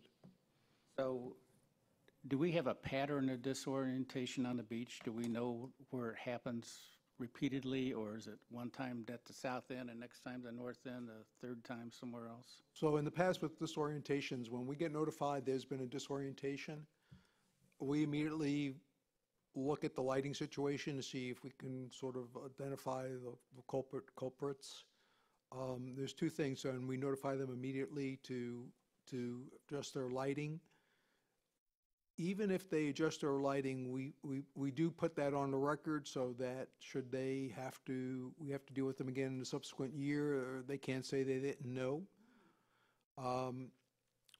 But as hard as we work for the general, let's all work together to keep the lighting so it has minimal impact on the sea turtles, we're particularly aggressive in the case of disorientations when we get notified, and the staff works very closely with Eve and her volunteers to identify those potential situations and to address them aggressively. So my question still is there a pattern of disorientations? Is it in some particular area of the beach, or is it just random? The most frequent thing that I've seen in the time I've been here, and I'll let Ray speak and see if she can add something, but one of the big issues that we continue to have is getting the commercial properties to work with their guests to keep the blinds closed. That's probably the biggest recurring issue that we have. Usually if we go to a condo or a property and they may be out of town and they may complain about it, but they will change their lighting. It's the properties where you have 25, 50, 100, 150 guests, and getting them all to behave, all the ones who are beachfront, get them all behave correctly is a challenge. But Ray, I don't know if there's, to my knowledge, we haven't had any property with like 2 disorientations because we put them through the code enforcement process, even if they comply, so it doesn't happen again. Right. Well, there has been in the past where there have been buildings where there are multiple disorientations, not necessarily in one year, but progressively each year they might have a disorientation. I'm not going to call out buildings by name just because that's not very fair to them because they're not present here, but it's more building based as opposed to specific island sections. I will say the midsection of the island tends to be more residential, and that tends to be darker and more turtle friendly, where the north and south tends to be more lit up. However, there are reoccurring disorientations at some properties, just because they are concerned about the cost of lighting, doing the changeovers. There's some interior lighting that's been a problem, and sometimes it's just a one-off thing where someone decides to leave an outside porch light on as the nest hatches the same night and it goes that way, but there are repeats. So we really need to address those. And this, just my final comment, is there some municipality somewhere that is really, really super good at doing this? I mean, there are lots of municipalities that are good at it in different ways. I mean, municipalities are all different, right? So things that work in some areas don't necessarily work in other areas. But I would say in the municipalities that are most similar to this area, the thing that is most effective is for code enforcement to have a good relationship with the properties, whether it's the property managers of the condos and hotels, or whether it's, association managers, things like that. The areas where there's a good working relationship between them are the areas where we see the most success. And it really depends on code enforcement being active and being engaged in the process. So yeah, there are absolutely areas where it's very successful. And then, Roger, you said we were sending out a flyer. How's that flyer being distributed? It's being distributed in the mail. We're doing a big mail out for the sea turtle postcards to remind people that sea turtle season is coming up and that staff is available to do at-night inspections before sea turtle season starts. So to please call or email, preferably email, because it's just easier for me to email when I'm out in the field, or if I decide to look at my emails on a Saturday and email out that way. So yes, emails are definitely the best way to get in contact with me. And it'll be augmented by a note on the utility bills. Super, good. Glad to hear that. Thank you. Tanya, I just had one question, and thank you very much for your presentation. The other night, I was in my pool, and I'm curious as to the effect of incoming planes on turtle nests, both from a noise and perhaps light factor, but mostly noise. Is there any correlation? That is an excellent question, and I honestly don't really know the answer. That's probably the first time I've been asked that question, but it's a great question. From a noise perspective, I don't really know. I suppose it would depend on how close you are to the air traffic. And probably the same would go for the lights as well. My guess, and this is entirely speculation, but my guess would be if, depending on how the airport is configured, if air traffic is constantly coming at an angle where the lights are shining directly toward the beach, it could maybe potentially be an issue. However, this is sort of related, but not really. Because it's not a constant light source, it may not have as much of an impact. And I only say that because we did a study probably about 5 years ago on a lighthouse on the East Coast. And it was quite far away from this particular nesting beach, but there was concern about the rotation of the lights. And that didn't seem to be as much of a problem as we thought it was going to be, and the thought is that it's because it's not a constant light source, so that light is only there for a moment. So the turtles don't have a chance to sort of equilibrate the light level because it's not there constantly. So now I will say in areas where you have traffic headlights that are facing the beach, those tend to be problematic because it's a more constant light source. But what about noise specifically? Are they affected by noise? I really couldn't say. I couldn't I'll answer ask that Eve for to you. look into it for us. Okay. So, yes, go ahead, Joanne. No, I'm waiting till you're done. I'm finished. Oh, you are done. May I take one moment to say a thank you? I just want to, last season was, I just say tumultuous for code enforcement. And there was a lot of pushback from the community. And I just wanted to say thank you. Eve spent a lot of time with me. I wound up being a recipient of a lot of the complaints since I live on the beachfront. People figure I understand that. And I spent a lot of time working with Eve and with Ray and with Roger in trying to enforce this and yet making it feel like stewardship. And that's what we're really trying to work on, is where those who live on the beachfront understand that they're stewards of the beachfront by having chosen to purchase and live there or rent there or whatever they do. And I just want to commend Ray too, because you're stepping up and doing the Wednesday evening meetings with people in advance. So people are going to have the opportunity to have somebody come out in a very non-threatening way, look at your lights when they're on at night, open your drapes, close your drapes, find out what the problem is, and get the bulbs and get it right. So we don't have to have all the weeping and gnarling of teeth during turtle season. So I just want to thank Eve and Ray and Roger and all of code enforcement because we're really trying to put this together as a stewardship as it should be. So thank you all. Thank you all. Thank you very much. Thank you. We appreciate it. Okay, so we'll move on to the next item, which is a resolution 1906 for the Florida Boating Improvement Grant. Ray, do you read that title for me? Sure. A resolution of the Town Council of the Town of Fort Myers Beach, Florida, authorizing the town manager or the town manager's designee to apply for and administer a grant from the Florida Boating Improvement Program for funds in the amount of $100,000 for Fountain Bayside Park waterfront improvements, authorizing the town manager or his designee to execute related documents, providing an effective date. Any questions from the council regarding this? Joanne? No, somebody else can go first. I don't need Anybody have any questions?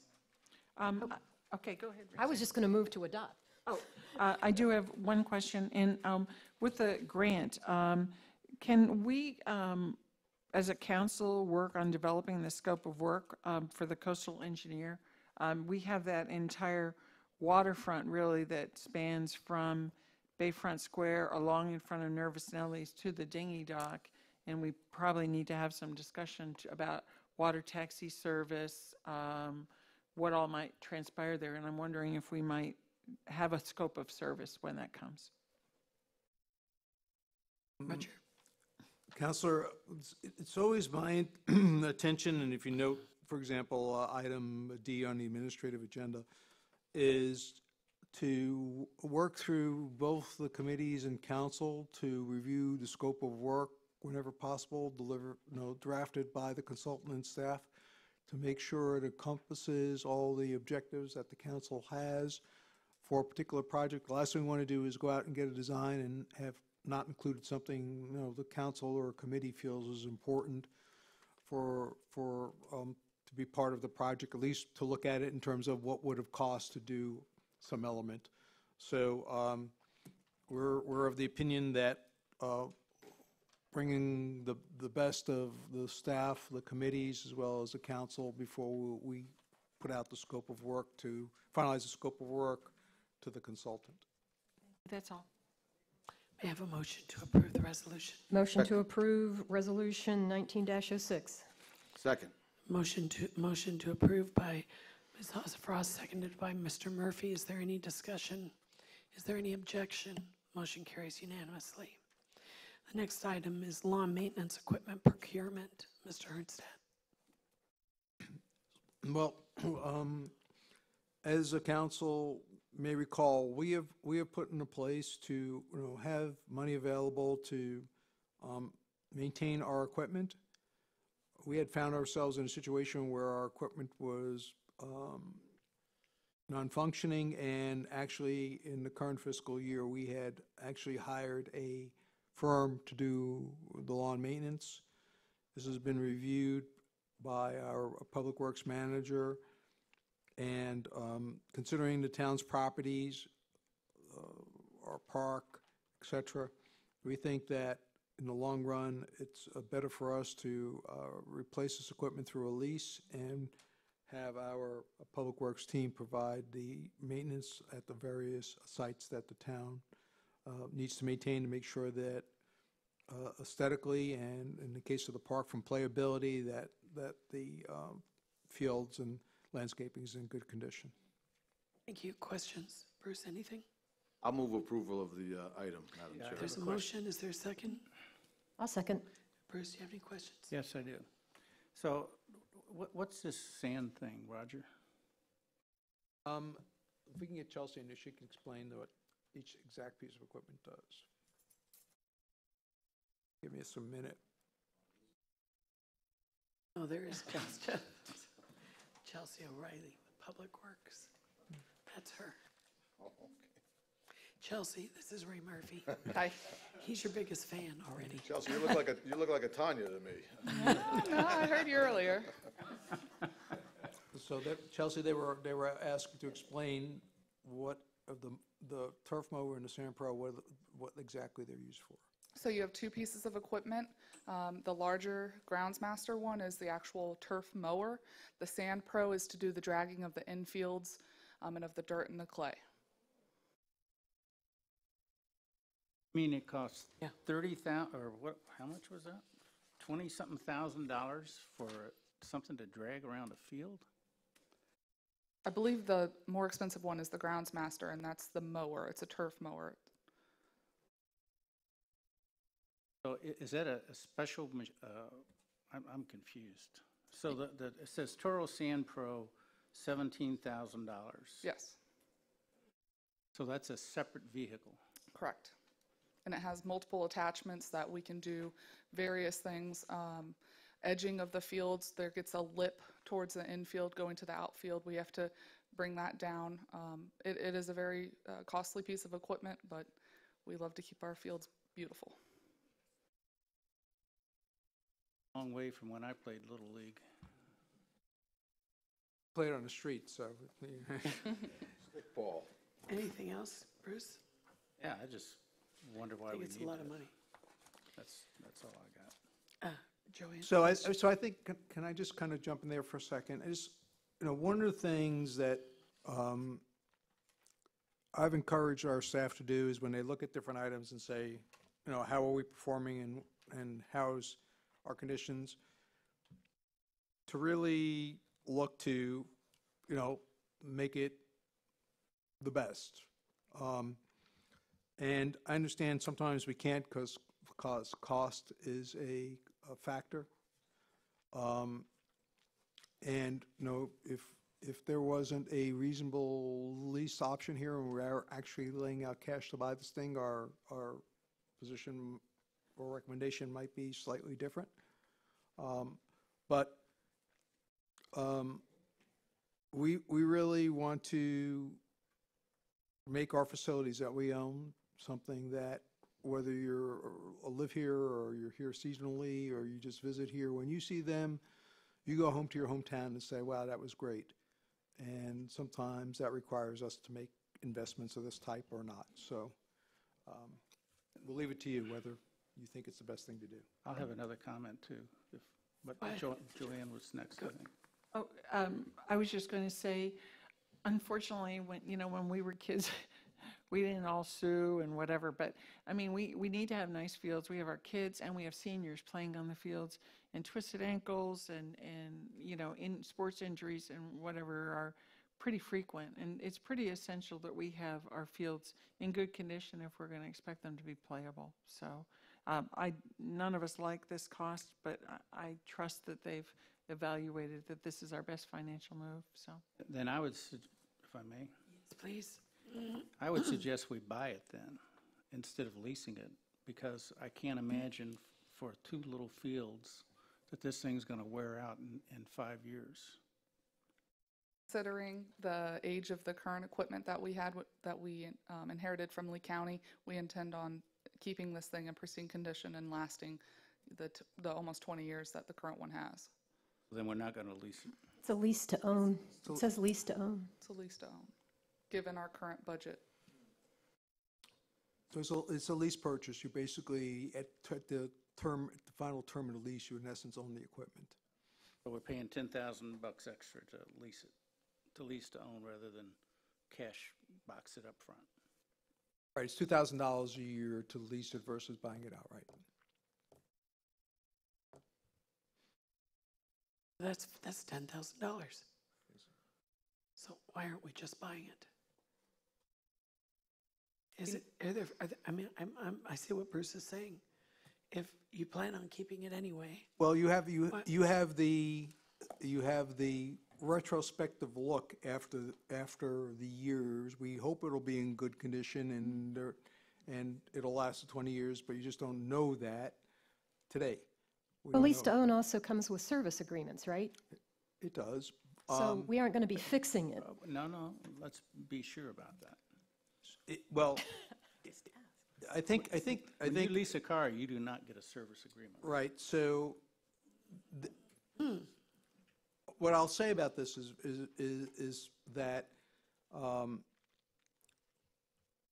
it's on the state contract this way because this is how the majority of governmental entities acquire this equipment. But we have no objection if the council decides it just wants to purchase it outright. Our feeling was that that would fit into our budget and all the things we're trying to do better this way. It's a little bit more money in the long run, but we'll be happy to buy it if that's your preference and try to save the $1,000. Thoughts on that? Thank you. What sort of a hurting would it put on the budget? I mean, were we talking about major slashes in certain areas, or I mean, how big could it be? $50,000. Yeah. Well, I understand the reason for spreading it out. That's why I made the motion. I get that. Well, and on that's the why lease. that's why it was our recommendation as Yeah, well. I understand that. So the short answer is that when we spend $50,000 that's unanticipated, what really happens is that you have difference between 50 and in this fiscal year $6,000. So that differential, what that really does is really going to create a situation where you're going to start next year $44,000 less than starting from zero. So that's what really would occur. Wouldn't really change our work plan for this year, but it theoretically would create a situation where you would have to deal with that as part of your budget deliberations next Okay, year. so there's a motion and a second. Do you all want to change anything, or you staying with the motion? You're staying with the motion. Is there any other discussion on this? All those in favor say aye. Aye. Aye. Aye. Aye. Anyone opposed? Motion passes unanimously. Next item on the agenda is a scope of work for parking study consultant. Can we take a break? Yes, it's 11:04. We're going to break for 10 minutes. We'll reconvene at 11:15, so 11 minutes.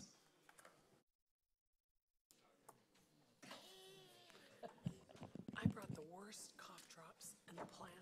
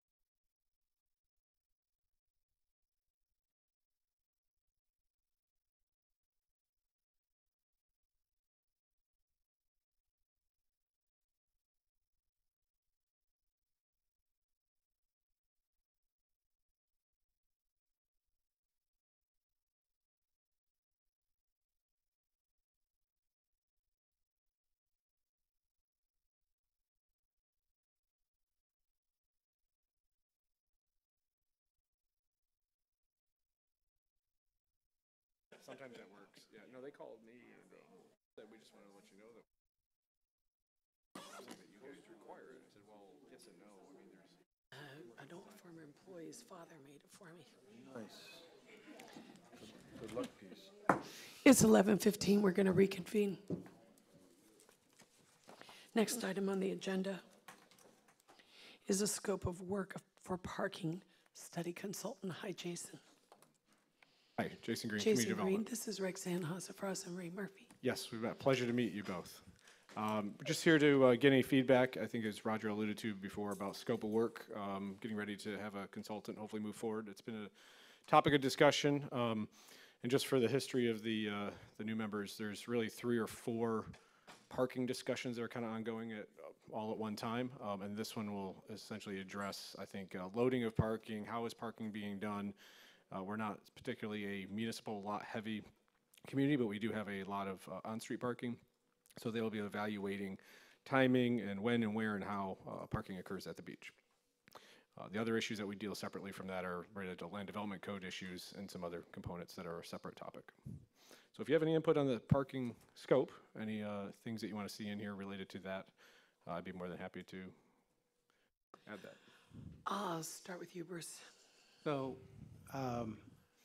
one of the things that I thought we were going to hope to try to achieve, and I'm not sure whether it's reflected in here or not, is an app, a process, something that we could advise the public as to where and what parking spaces might be available. Is that part of the scope of this thing? Not specifically, but Could it it is be? the how parking is being used and how, a lot of times what comes out of these studies are can people find the parking? And then, of course, in the scope is some language saying we want recommendations from them on how to implement some things. So that could be specifically added. So I think it's important to understand that what this study is that the way it's currently envisioned, it's not all encompassing. So there probably will be a second phase. So I want to be clear about that. I think the issues of what do you do to sort of improve the parking situation is after this initial effort of inventory of what you've got, what do you do? Because I think one of the things the council is going to have to consider is if you decide to go with an app or something like that, well, does that require common signage? How are you going to do that? Are you going to provide it? Are you going to ask the private people to provide it? Are you going to ask the how you integrate the technology and all of that and solicit the cooperation of the private parties? So there's a lot of that will happen in the second phase. The first phase is identify all the issues. What do we got? What are all the issues that we have? And then have a working list of things that the council may or may not want to take on, such as registration of parking, further registration of parking lots, common signage, and other issues. Then you say, okay, great, well, now we want to do these improvements. Who's going to pay for them? Are the taxpayers going to pay for them? Or are the parking people going to pay for them? And all of those issues. So if your expectation is we do this study and we have an app, that's not the way it's currently envisioned. So then if that's what your objective is, to try to wrap more of that into this phase 1, then we have to definitely revisit the scope. Well, I guess I don't know that it has to be in phase 1, but it certainly has to be on the page to me. Because to me, when people are at Summerlin sitting in a parking lot queue that's 4 miles long, I think it would be a benefit to everyone that says, hey, there's 2 parking spots left on the beach out of 1,228. Why don't you turn around? Right. Well, if nothing else, stop at the park and ride. But Yeah. I think, with that, and if you sort of just generally extrapolate it out in your mind, clearly when it comes to the town's parking, it's a lot easier and clearer. When you start trying to integrate the private parking lots, you can imagine the complication increases significantly. So I don't think that anyone disagrees with that objective, that we don't want people to fight their way around the island and only be frustrated that there's no parking available once they get here. But we're following, other cities have done these types of studies. We're sort of following the way that they have. We're actually proposing we'll piggyback on an existing city's agreement to do this. And I think we understand the long game. We just want to make sure that if there's something that the town wants incorporated, that we're aware of it so that we can either make sure it's in phase 1 or phase 2. All right, the other question is, would they do any assessment of parking lot or parking rates that we're charging on a meter basis to offer criticism or encouragement of what the benefits and weaknesses might be in changing our pricing? I think that they will look at utilization of spaces, and I don't know that they're going to say that a particular rate is too much or too little, but I think you'll be able to extrapolate from their report of the effectiveness of rates in terms of who's being utilized, who's filling up first, who's being utilized more than someone else, or what lot is being utilized more than another lot, either due to proximity or price. Excuse me, Madam Chair, I'm going to move approval of the contract just to get this going. There's a second for this? I'll second. It's only for discussion. Bruce, do you have anything else? No, I guess, no, I guess not. So just to be clear, this is the scope, and the actual contract will come back for approval too. So if there's sort of a last million brilliant idea, you'll get one more crack at that. Bruce, can I just ask you, would you want to include any of those, the two items, the app or the assessment, into their scope? Well, if we're going to come back and do something else after you have some data, I mean, that's what we're starved for, I think, is data. So once we have the data, what are we paying for this? 16.5. 16, yeah. So I would imagine if you added those other things in there, that dollar amount's probably going to change significantly. So, yeah, I don't know. Well, two things happen. And the most critical thing that happens is, and some of you have been in businesses where you use consultants all the time, and you understand consultants have windows that they devote to clients, so they have an opening now for them to do this for us. And our concern was that we expand the scope so much, we're going to lose that window because they have other commitments to other clients that'll draw out that window to the point where they wouldn't be able to. So we're also looking at how much they can complete within the window that they currently have available. Okay, Joanne. Bruce, I agree with you. My concern was this sort of stage 2, including improved efficiencies, which is really our long-term goal. So as long as this is, as we understand that this is step 1 to our long-term goal of improved efficiencies, which would be variable messaging signing, uniform signage perhaps, and enticing the private lots, I think that that's good as long as that's understood. But my only other thing is I want to make sure that the consultant, if they are truly understand our parking, that they look at the previous study. They also look at what some consider to be obscure document, but it's hard to find unless you know how valuable it is, and that's the Old San Carlos Boulevard Crescent Street Master Plan. I would think that they should make sure that they look at that, and also make sure that they look at I think it's the comp plan, not the land development code, that has the on-street parking at Santini Plaza. So one of them mentions the concept of, and I'm not saying it's a good idea or bad idea, I'm just saying that the parking consultant should be aware of those specific items to look at in the document, and then the recommendation and feasibility location of parking garages and circulation of parking from the that Old San Carlos master plan. So that's it for me. Thank you. Roxanne? I have nothing. So I'm wondering what the possibility is of a council member like Joanne participating with the consultants so that they need to have this information. Unfortunately, the town has participated in too many of these studies, and what ends up happening is nothing. So I understand why Bruce is bringing this up, and I would bring up the same thing. They need to be aware of what we're trying to accomplish. I don't just want data. We have historical data up the wazoo. What I want is some action. I want a plan, and I want it to be implemented, and I want it done quickly. Well, I think the important thing that. Roger, hold on, can I just ask you one question? Sure. As I read this, if we pass this, they begin work within 10 days. Well, that was the point I was going to make. And then within 3 weeks, they're complete. So that means the window. that means they're doing this during season. Correct. Which is good, okay. Yeah, these next 3 weeks are critical. Which is the point I was about to make, Madam Mayor.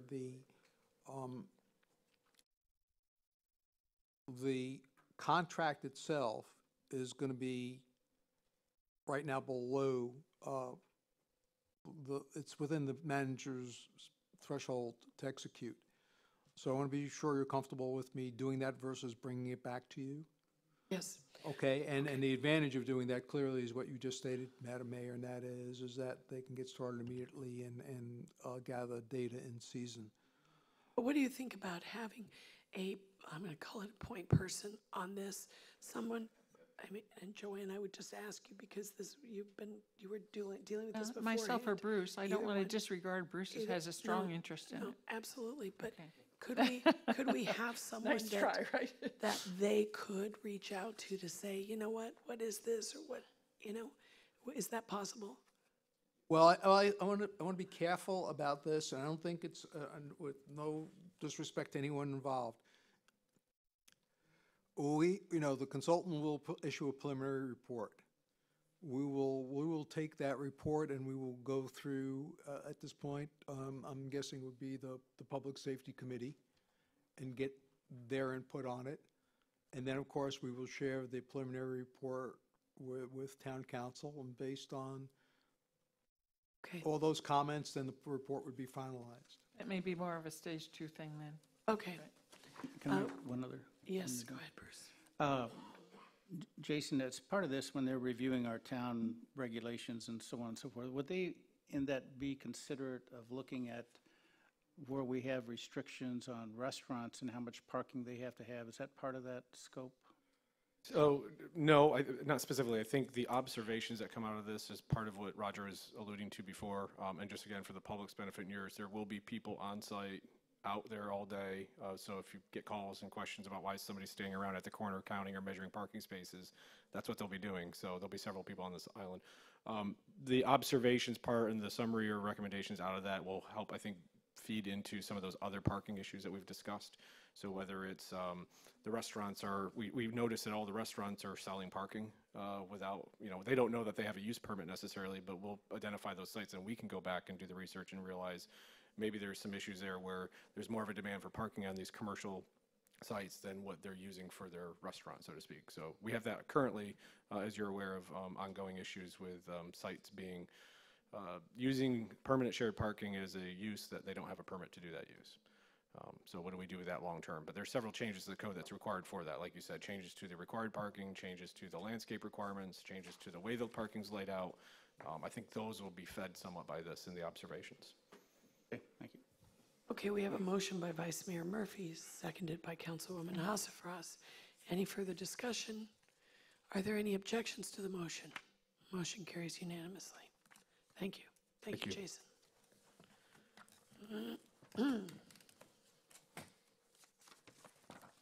The next item on the agenda is council representation on outside committees. Madam Mayor? Yes. If I might, these things, to me, it's a little confusing because it's spread over 2 sections. So, Ray, get used to it. I'm a chart person. She does very good charts. If you don't Oh mind. my, chart house. Yeah. I thought if it was all on one sheet, maybe it's easier to see. You can see who used to do what, and you can fill it in on the other side, that's all. So the Fantastic. first group is in the first committee, that's the first section, and the town committees are in the second section, so. Hold on a second, I got to consult with an engineer here to figure this out there. Hold on. It's all, it just matches the list exactly that you have written out. I so have it. If it helps Okay. you, great. If it doesn't, No, I've got ignore it, Ray. No, I've got it. So, Tracy did the metro, Joanne, do you want to, let's deal with the outside committees. Joanne, do you want to remain with the Charlotte Harbor? No, not necessarily. Okay. Madam Mayor? Yes, I just sir. want to be clear, there are clearly some on here that. That are staff. That council has volunteered to And be that's a right. member of that committee, and Charlotte Harbor is an example of that. Yes. Versus perhaps like the MPO or Regional Planning Council or the TDC, Correct. where it's sort of more than, just kind of volunteering to be, we have an obligation to participate. So I just want to So make it clear. currently, both the Charlotte Harbor and Coastal Advisory, Ray Burns is our person there. And I think that works well. I think it does too, unless either one of the new members would care to participate on those groups. I can tell you, I had been on the CAC before, and it was impossible for a town council member to attend because they're always during town council meetings. Okay. So Ray has to be doing it. So then let's go to the Beach Elementary School Advisory Council. Tracy had formerly done that. Does anybody have interest in that? I'll be happy to do it. All right, then the next one is the Horizon Council. Bruce, are you still participating with the I am. Horizon? And do you want to continue? Yes. Okay. Next is the MPO. Tracy was doing that. Roxanne, I know that you had done this in the past. I don't know if you have any interest in doing it again or if someone else does. I think it's good if the person who's the liaison to the Public Safety Committee does it because there's this overlap, and I'll do it if no one else wants to do it, but if Bruce is still going to be the liaison to Public Safety, it kind of makes sense for him to do it. You want to be on the Metropolitan? Okay. And if you want me to be the alternate, Anita, so that you don't have so much on your Okay. plate, I'd be happy to do that. Super. Then the South Florida Regional Planning Council. This is an interesting group. They oftentimes have a hard time making a quorum. Ray, I know you used to do this. Would you like to do it Yeah, again? I'd be happy to. I did that for 6 years. Yeah, you did, and you liked it. And Roger, my friend Wayne Daltrey is no longer running it, but Jim Beaver and the gang up there, I know they do great work. I'd be happy to. Wonderful. So then the Florida Hate Crime Coalition. This is a new one. May I make comment? Yes. Madam Mayor, this seems to be more, when you look at who does this, it seems to be more a function of Lee County Sheriff. I agree with you, Joanne, completely. So I personally, my personal opinion is I wouldn't assign somebody, but that's just my personal I think we should opinion. take it off our list. Does anyone disagree? Nope. Roger, maybe you could send them a word about that. The Tourist Development Council. This comes up in June. Currently at Sanibel. In June, it will, or beginning of July, it will be the town of Fort Myers Beach. I've done this in the past. I'd like to do it again for a year, but someone would have to take the second year. So who would like to be the alternate? I'd like to do it. Okay. So Rex, we could go to the meetings together and then you'll Yeah, be. I'd like to learn. Okay. I know there's a big learning curve with them. There is. Actually, you know what? It's just recognizing the parameters. Oh, I want to go argue with that attorney about their guidelines. Good for you. Go get him. Go get him. Good. Go get him. Okay, so then let's talk about the town committees. Anchorage Advisory Committee, and let's first talk about the policy that we've had recently with the town advisory committees has been, I'm not going to say a hands-off, but more of a allowing the committees to be autonomous. And so previously, the liaison to the committees have played a role with the committee, whatever they decide that role is between the committee and the liaison. So however you feel comfortable, I think is how we should proceed with Anchorage Advisory Committee. Madam Mayor, may I ask, Yeah. since you mentioned that, do you think that that's been working? I think it has been working. And how about Bruce? Well, Or do you think that But I that's? think sometimes they want more. They want us to be there. I agree. I think that's true. I think it gives the committee validation, and it lets them know that they have that direct voice to the council. So you're saying it's okay for us to start attending all the time again? I I mean, think- sort of. Look, with what's on the plates of the committees that you've been doing, I think you should. I agree. I felt disconnected. Yes, good, okay. I just wanted to. I agree, I like going. I do too. All right, so I've been doing the Anchorage Advisory Committee, but if someone would like to take it, I'm happy to relinquish it. If no one does, I'm happy to keep them. It's a nice group of people. I've learned a lot from them. The next is the Audit Committee. Bruce has been doing that. Do you wish to continue, Bruce? Well, unless someone else wants to. I wouldn't mind. If you want to get out, Bruce, I'd be Go ahead. happy to. Go right ahead. Yeah? Okay, Ray? All right, thank you. I may show up occasionally because I used to do it too, and I learned a lot from that group. And you're the alternate? We'll make you the alternate. Bay Oaks. Bay Oaks previously was done by Tracy. Does somebody wish to take on Bay Oaks? No, I wouldn't mind doing that because I think If Bay it's Oaks with and all- Crab are working together kind of with Heart of the Island, and you know I'm that. glad you I'm said really into that, so. Okay, so Joanne. Joanne, I'd be your alternate if you like. Great. Okay. So then, Community Resource Advisory. Joanne, that's you. Do you wish to continue? I'd love to. Okay. Anybody want to be the alternate for Community Resource? Joanne hasn't wanted to. I'm willing to do it if no one else Okay. wants to jump on. One of the greatest acronyms in the history of Fort Myers. That was yours, I remember that. Are you saying that just because I'm the liaison, or No, is that just no. a general That's statement? It's a jab at me. Oh, it's a jab at her. It's a I jab just at want, me. I gotta know where the jabs are coming from. known him too Government is long. nothing without That's- acronyms. That's right. There you go. So, cultural environmental learning, I could never give this up unless somebody wants to fight me for it. I'll be the alternate. Okay, Rex. Marine Resource Advisory Board is a great board too. Rex, Joanne has been the liaison. Joanne, do you want to continue with that, or do you want to? I'd like to, unless somebody has a strong wish. I wouldn't mind being your alternate, Okay, Ray, come anytime. only because I want to teach him how to spell Murph. You know what, Rexanne? Okay, wait, well, let's see. Public safety, Bruce, you've been doing it. Do you wish to continue? Or would you, Well, we just said because of the MPO, the public safety, it just kind of goes hand in glove. So, yeah. okay. And who would like to be the alternate? I'll be the alternate. And then the air group, Joanne has been the air group. And do you wish to continue, Joanne? I do, unless somebody else is dying. And an alternate? Anyone want to be an alternate? We probably don't need an alternate. They don't meet that often. Don't Yeah. meet that often. So, Rexanne, why don't you take Anchorage Advisory? Happy to. And that gives you a committee. Okay. All right, super. And, one thing that we're missing that keeps falling off the table is the Citizens Advisory Committee, if I've got that Oh, right. terminology correct. It is. And we need to get somebody on that. Larry Wood was the last member. So could we, the public safety, John Goggin, listen. The Public Safety Committee would be, I know I see him, I'm just pointing him out.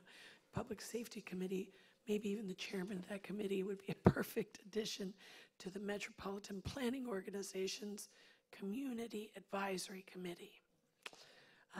So could we get John that information, Michelle, so that if it's not him, he's rubbing his head, if it isn't him, it could maybe be somebody from that committee that might be interested in doing it. Someone from the Public Safety Committee? Yeah, it'd be a Thank good you. fit. Yes, well, Thank you.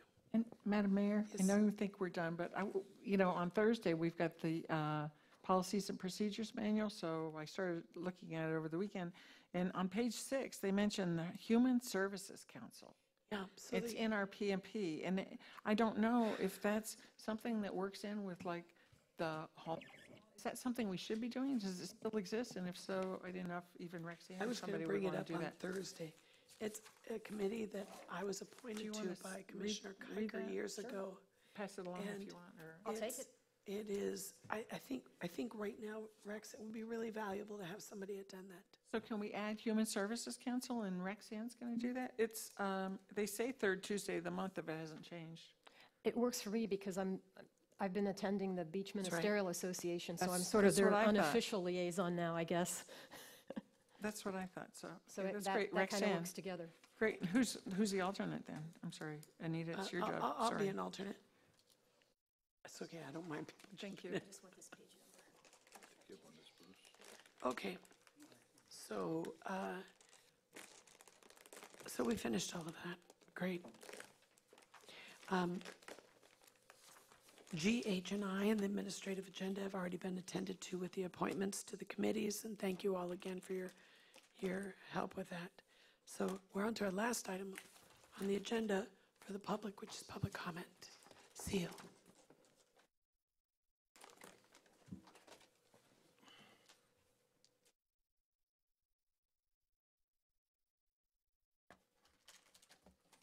Theo Spula, Estero Boulevard.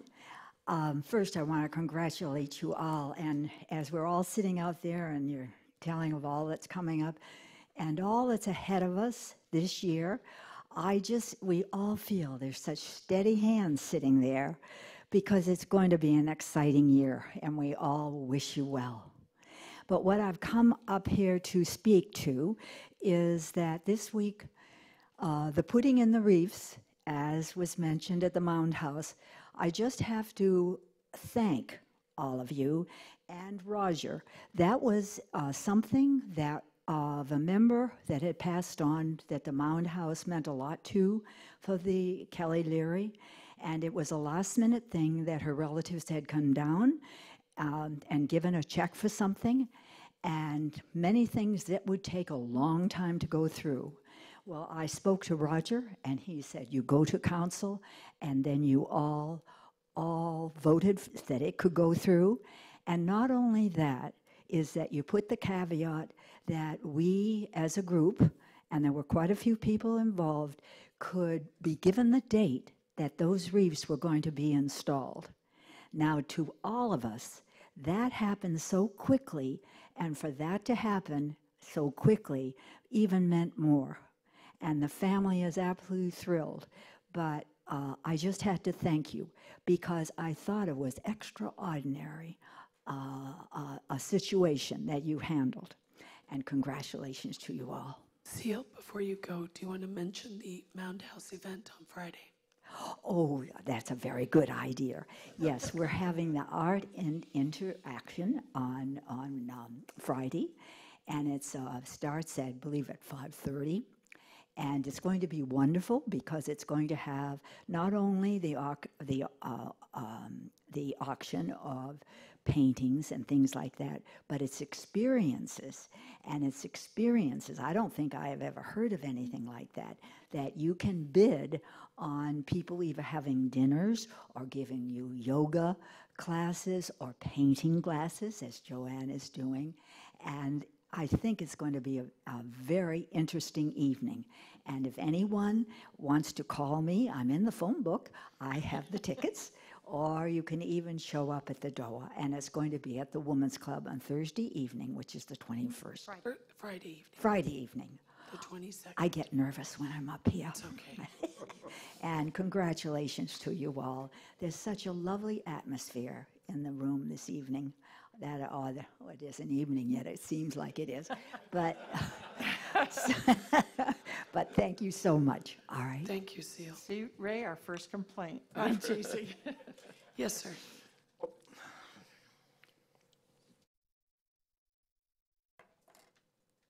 Thank you.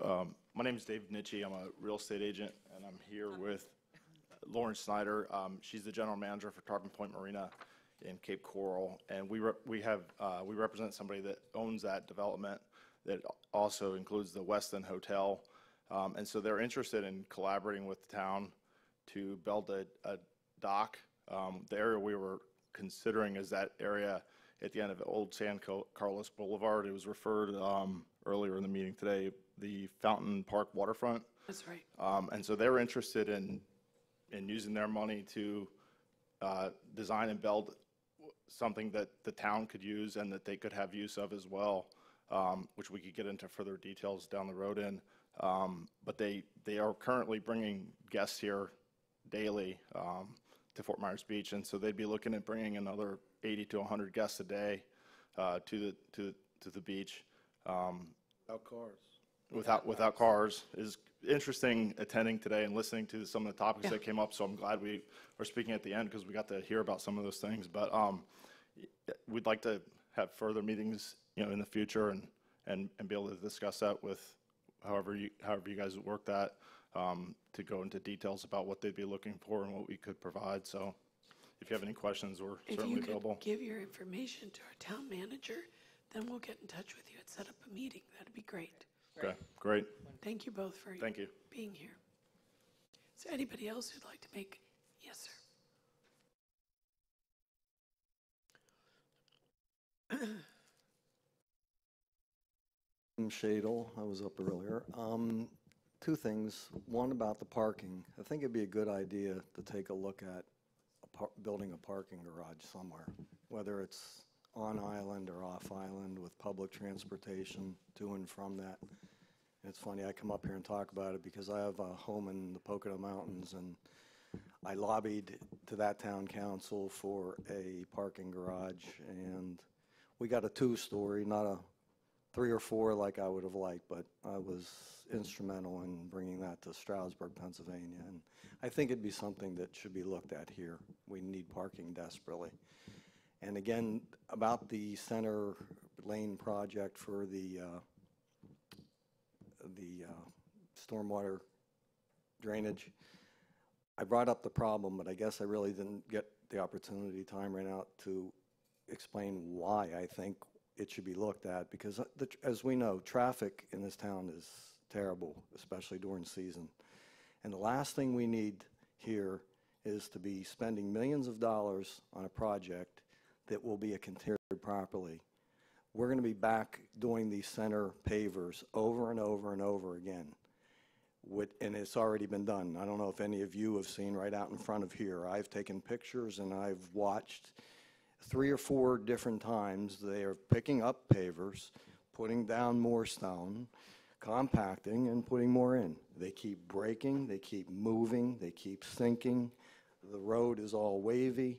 Even the concrete curbs that they put down to outline the pavers is laid over top of sand that has been compacted. They dig out many feet, come back in, fill, compact with small hand compactors, and it's not sufficient to compact it. And you can go look anywhere you want in this entire project and go down and look at the new part, the new section they just did.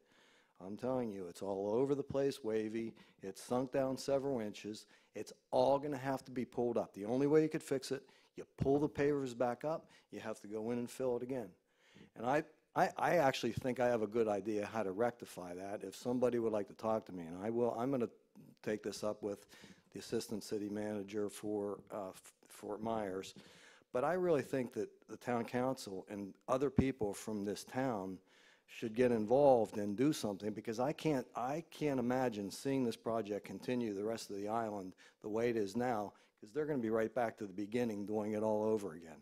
And we don't need all this traffic that they're creating by what I feel is improper engineering to begin with. And I've been told from people in this company that are doing this project that this is basically an experiment. It's never been tried before, and they're trying to come up with ways to figure it out, but it should really be looked at.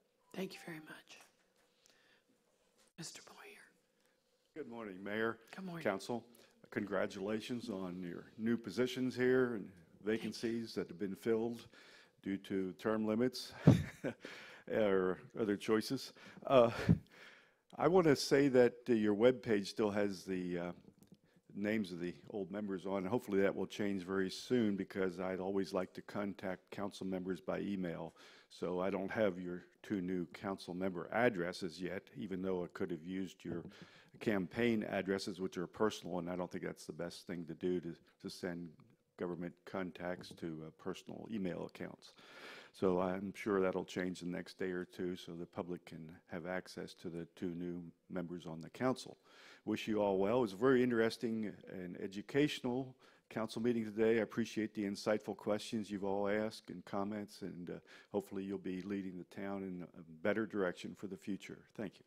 Thank you very much, Mr. Moyer. Is there anybody else who'd like to speak? Seeing no further public comment, it's closed. Town manager's items, Mr. Hernstedt. Madam Mayor, members of council, the first thing I want to do is there was a question asked during the discussion of the mower, and Councilor Butcher was correct at this point. There's no special maintenance included with the contract. It's just maintenance as needed, and that the town will have to pay for when it needs it, based on the equipment hours and burn-in period and all of that.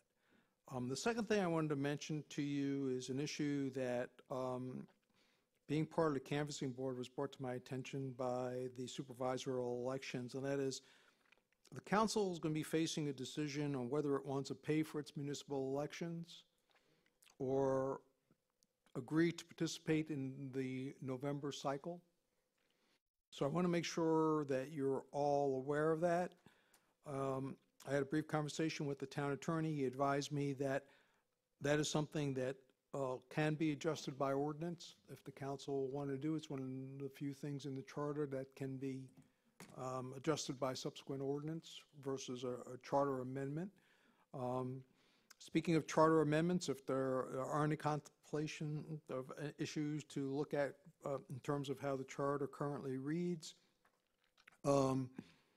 the presidential preference primary is next one will be March 17th of 2020, and any item that would be requested by council to be put on that ballot would be due to the supervisor of elections by November 18th of 19. Richard. 17th, there's a parade that day. So anyway, just as something for your long-range planning, for you to consider. I have a question about that, Roger. So during the election, I got quite a few questions, and I guess because Tommy Doyle has done some presentations to other municipalities about changing their election date. And so really most of the comment to me was, why don't we move it to November? There's so much traffic in March, it makes voting difficult because you're voting at the height of season, as opposed to November, where it would be certainly easier and, of course, more cost-effective. So I think it'd be good to have some sort of presentation on this and bring it forward and decide either yes or no, let's do it. Okay, so we can, we can talk about having a more detailed discussion, but I want to make sure it's all on your radar screens and something for you all to give some thought about as we move forward. Madam Chair, could we just agree today that we have consensus to further look at this and with the event of possibly moving it forward? I was going to say the same thing. I'm in agreement I with think we need looking to. at making this change, and it seems like an appropriate thing for Mr. Heron to be looking at doing. Best use of taxpayers' money, not to. Absolutely. Yeah, not to spend money we don't need to. I talked a lot. I talked about it a lot during the election, and I didn't have one person tell me that they disagreed with doing it. Oh, and the other thing was, I mean, people were more concerned about their absentee ballots than they were about anything else. So, which means that more people are voting by absentee this day than used to, and so the traffic issue I don't think is as big as the timing, itself. As the manager indicated, this is really the only part of your charter that state law allows you to amend by ordinance rather than by referendum. So to the extent that you all direct staff to do so, we can draft an ordinance at any point in time to accomplish that. I'm sure that the supervisor elections would like it sooner rather than later, I mean, for planning purposes. The only thing that I would mention, based upon my past experiences, is that sometimes the comment is that when you go to the November election, then sometimes your items get lost on a very large ballot. I don't think anything gets lost on Fort Myers Beach. Just- Sometimes we wish they would, but they don't. Bruce, do you have any objection to that? Okay, so it's a unanimous direction. Yeah, I think Prepare we have to have a something, discussion, because there's clearly, transitioning from a 3-year term to a 4-year term, and how the council would like to see that happen. Not So- transitioning to 4-year terms. Well, you would, because of the way the election cycle works, if you want to always be in a case where you don't have to pay for it. So let us look at that with the supervisor elections and bring you back a Okay. plan for you to look at. And then if that's okay, then we'll draft the ordinance. Super. Thank you very much. Anything else, Roger? Yes, I do. As you recall, to try to encourage better communication between the committees and the council, notwithstanding the action that you took today, we are continue to agenda committee reports on most council meetings. And then also we have set up a series of joint meetings with the committees. As it pertains to the LPA, they requested a quarterly schedule of meeting with town council. So to that end, if we follow the pattern of the first meeting, where the joint meeting was held after the LPA meeting, there's one on April 9th of 2019. And I just wanted to mention that date to you all, if that's something, A, you wanted to continue to do, and B, whether that's a good date or not. I think that they should be asked at their next meeting, do you require a meeting with the town council? Town council, do we require a meeting with the LPA? There's no reason to schedule it just for scheduling purposes. Do we have anything pressing for the LPA right now? Anybody? I don't think we do. Post-disaster reconstruction, Well, I met okay. with Megan, the Good. council said that I could. I met with her about that, and there may be, I think she was reviewing the ordinance as it was last reviewed by the LPA, and there might be some issues that they want to ask for guidance, policy guidance, before they bother writing something that council isn't going to support. Okay, good. So if we follow the pattern of asking them whether or not there's something to meet about, we would ask them on April 9th, so that clearly wouldn't be the date of the joint meeting. If you want to tentatively schedule a meeting subject to them saying, yes, they do feel the need to get to the council, I mean, that's Based we're on being what, made. based on what Joanne just said, maybe we should just go ahead and schedule that night. Okay, And so, Ray and Joanne so being- we will cement that on April 9th. I'm saying it would probably be sometime around 10:30, 11 o'clock, depending on their agenda. If you could pencil that in your calendars on April 9th. Anything else on that before I move on? I try to be very clear with my comments to council, and every once in a while I make a misstatement, so I'd like to take this opportunity to correct one I made in the past. Approximately 6 months ago, I asked the council for consensus to agree to support my recommendation for us to change the bank we had been using for many years. And at that time, I told the council that I estimated that the town would save somewhere between $20,000 and $40,000 by making that change. And I was off on that number, and I just wanted to let you know that based on the finance director's current projection, between the reduction in fees and increase of interest rates, we'll be saving $120,000. So, Bad manager, bad manager. so just want to make sure that the council has that information. Excellent. Thank you, Roger. Very good. You're welcome. The last thing, and some of you might have seen some emails or gotten some phone calls about a change in the traffic pattern on Old St. Carlos and Estero Boulevard this weekend. And No one knew how that magically happened. It seems, at least in my reading of those emails. So if you all would just take a second and wave at the camera so they all know that the town council put money into the town's budget for special detail. And in consultation with the district captain, we utilize that money to put a sheriff's deputy out there. We tried to get it 2 weekends ago, but we couldn't get it staffed. But we were able to get it staffed this weekend, and at least the email conversations I've seen were very favorable. Very positive.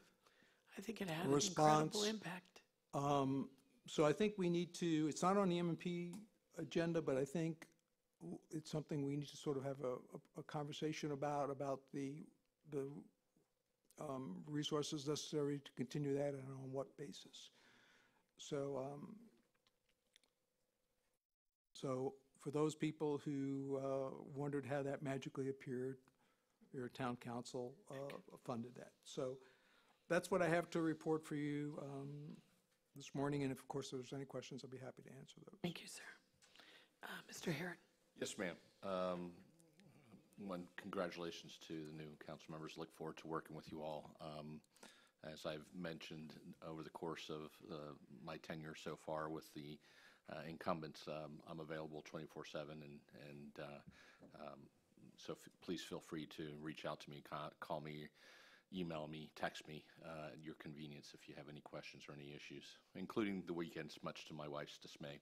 But I do want to bring up one substantive issue with you all.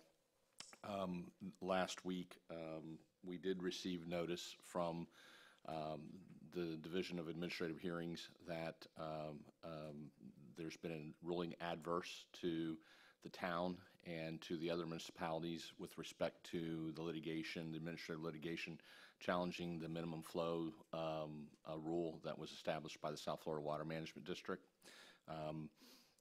I actually have the ruling up here. Basically, the administrative law judge said that the challengers failed to demonstrate by clear and convincing evidence that there was some error on behalf of the department. That's or the okay. district. We have a new chairman in Chauncey Goss and a new board. That is true. That is true. So, you know, I will be consulting with our other jurisdictions to determine which path we want to move forward. Obviously, appealing the decision is one of the alternatives, but I will tell you that based upon past experience, that is very unlikely to succeed. Very rarely does that happen, but I will communicate and tell you what those communications are and keep you informed, and hopefully at the next meeting maybe have some additional information to provide to you all. In the meantime, certainly reach out to those new board members and suggest to them that they direct their staff to go back and look at this issue, and hopefully what we're unable to do through the litigation process, we may be able to do through the legislative rulemaking process with the new board. Other than that, I have nothing further. I have a question about that. Yes, sir. If you were to appeal it, who do you appeal it to? To because it's a state agency, they get location preference. So theoretically, it could either be at the 4th District Court of Appeal over in West Palm Beach, or the 2nd District Court of Appeal here in the West Coast out of, they're actually technically based out of Lakeland. But it would be to the appellate court. I hate to even mention this, but am I a little confused? Were we suing the Southwestern Water District or the Army Corps? The Water Management District. South Florida Water Management District. They're the ones who establish the rules for under state law. Madam Mayor, can I just make a point about that? Sure. So I think that, you know, the Lee County municipalities getting together and file this lawsuit against South Florida Water Management, I think sent a message that may have influenced, I don't know if it did, but it may have influenced the new governor's thinking that the the board, South Florida Water Management Board that was sitting at the time was not giving adequate consideration to the concerns of places like Lee County. Or maybe it's just pure luck that he decided to change over the board. But the net effect is we do have a new board. We have local representation by a former Sanibel council member, also someone from Collier County who's very knowledgeable about water issues, who I happen to know personally. So I think that hopefully we're going to see a more sensitive board to the water quality issues here on Southwest Florida. And so I believe that the lawsuit, although perhaps may be ineffective from court-wise, was effective otherwise. Yes, I agree with you. Any further comments, Mr. Heron? Okay, council members, items, reports. Mr. Murphy. Thank you. You're welcome. Just two quickies there. I have one question, since there was a lot of discussion today regarding lighting issues with the turtles and so forth. The Fort Myers Beach Lighting District is still viable? That's still a active group? Anybody know the answer to that? No? Is it on our tax bill anymore? I don't think so. Seen it. I believe so. Oh, okay. Okay, good. Well, that's good to know, because I was going to suggest that maybe it was time that we get together, but since we are already them, we don't have to do that. My second item is a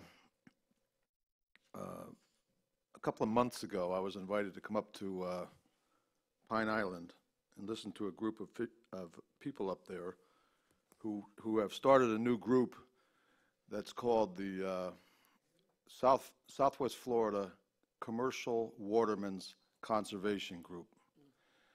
My good friend Captain Sean McQuaid brought me up there, and I'm a member of this group.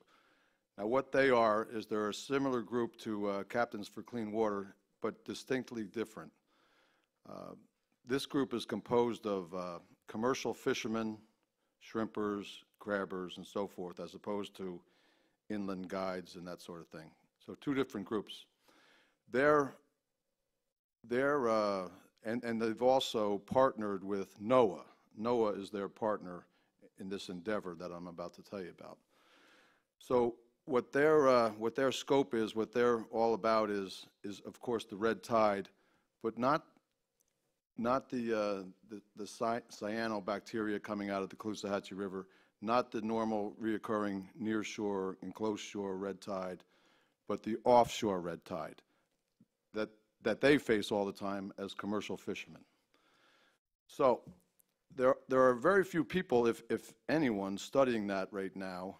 And what they've done with these commercial fishermen have partnered with NOAA.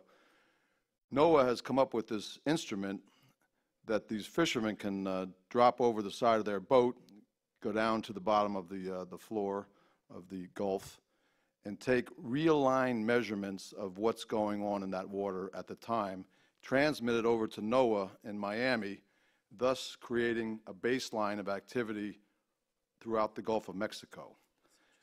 So with the idea being to create this baseline, so when these guys are out there, they know what red tide looks like, these fishermen. You don't have to be able to see it. They know it's there because they know what's going on. So when they see some funky water or something, they can drop this machine down, take these readings in real time, send it over to Miami and so forth, thus creating this baseline. Anyhow, they've got the organizational meeting that I went to. There were over 300 people there that night, first night, and mostly commercial fishermen, as I say, crabbers, shrimpers, family members, and other interested people like myself. So this group is they're primarily out of Pine Island, Matlacha area, but they draw from all over the place. Now I want to invite them down here with the representatives from NOAA, who will come over from Miami and do a presentation to our town council. And I'd like to put it on the April 15th meeting, if that's okay with everybody, just to hear what they have to say. And I will tell you that their goal is to to get funding for these various, for this equipment, which benefits all of us as far as creating this baseline and determining, increasing our knowledge of what's happening with red tide offshore. Everybody knows what's going on in here, but nobody really knows what's going on out there. So, and my goal, my own personal goal, by having these people down here, is to get our town behind it. Then if our town supports it, then I would go with them, or whoever would go, and go down to Bonita Springs and do the same presentation to their city council, hopefully getting them on board, continuing down to Naples, getting them on board, continuing to Marco Island, and conversely up the coast, Cape Coral and so forth, all up and down the line.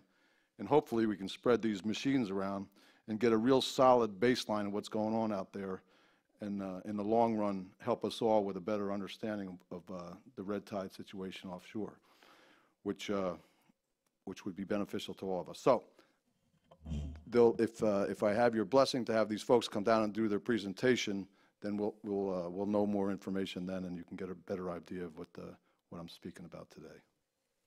Anybody object to having a presentation from this group and Noah? I don't. No? Okay. Thank you, Ray. Thank you. Bruce.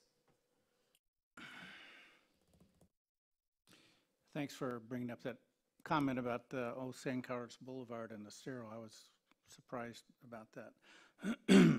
However, that reminds me that could we expand that and have another trial on Estero Boulevard where we have a couple of officers down by the Lani Kai and a couple at Crescent Street, and just see what happens if we control pedestrians in turning on Estero Boulevard.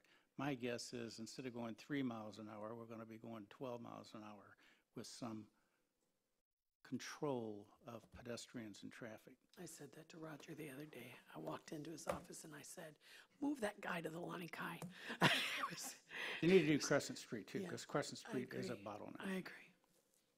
So I think the discussion we need to have, as I said, at the MP involves the hours, the locations, whether to expand the locations, and of course, as we do that, take a look at the cost. It's roughly, $1,000 per officer per weekend for one shift. So,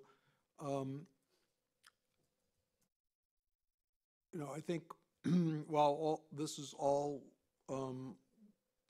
important conversations for us to have, we just need to, sort of give yourselves an opportunity to think about it and for us to delve in some of the details at our upcoming MP. Well, let's see, what is this? March? If we think about it too much, season will be over. And I'm not talking about doing this day in and day out. I just like to do it for 1 or 2 days just to see what happens. If it proves the point that if you have barriers to control people and force them to use the crosswalks and then have some rhythm to using the crosswalks, traffic is going to improve. I mean, everybody, I think, believes that's going to be the case. It'd just be nice to prove it, and then how do we implement something on a permanent basis, if possible? Yes and yes. Couldn't we use staff? No. Nell was really good at it, though. Well, If you remember, let me just briefly explain why, because that comes up from time to time. First of all, our staff are not trained. We would inherit any liability of it's a county road, so there's a variety of reasons why our staff would not be able to. I can handle no. That. Say again? Rex, anybody else have a comment on this? Rex? I was just going to say, I'm in favor of doing a 2-day trial. Rather than waiting to discuss this later, what he's asking for is a 2-day trial, not a permanent implementation, so. I agree on a trial, but what specifically are we looking for? Are we looking for one at Crescent, one at the thing, or I'm sorry, one at Old San Carlos, one where there is already an individual, one at Crescent and one at Lanikai? Are we going to do like 4 locations all at once, just one weekend? What is it we're looking to do? I'm Very just specifically. curious about Estero Boulevard at this point. Lanikai, Crescent Street, and then, of course, the walkover where there's someone there now. So you have 3 spots on Estero Boulevard just to see what the impact of traffic flow might be. Well, we basically already have one at the base of the bridge, so that would be there. But would we just add the 2 more? Because then you don't really get the total picture. You know, if you don't keep the one at Old San Carlos. My point is, it seems to me if you're going to do 2, you ought to do the 3. That one at San Carlos doesn't back up Estero Boulevard. Going off island. What I'm talking about is going off island. Exactly. I see, that's your biggest concern. Yeah. Okay. Well, good. no, I have concern on both. Right. but- Exactly, ultimately. I support doing it. I Yep. just want to make sure exactly what we think the Let's most try it, effective Roger. test is. So it's the one at. Easter weekend would be, if Palm Sunday, that weekend Or the is. weekend Or the weekend before. One of those, they're the busiest weekends. So I just want to be sure I have the location correct. So we have Old San Carlos, and then the other one you No, wanted. no, no. Not this time. We have Crescent Street and Lanikai. And the Lanikai location should be Yotako Crosswalk. And that's in lieu of Old San Carlos, or is that in addition to Old Correct. San Carlos? For this experiment, which is off-island traffic movement. Bruce, go ahead, please. Right. It's to see if we can have an advantage in getting the traffic off the island going north. So we want to control the pedestrians at the Lanikai. You might have to have a guy on both sides of the street in a big Well, rope. I don't know what I'll you're gonna talk to the have captain about that. I'm just going to make one suggestion about that. My suggestion would be that we also continue Old San Carlos also. I don't have any problem with that at all. I'm just saying, for Estero, you have 3 points on Estero Boulevard that are the bottlenecks.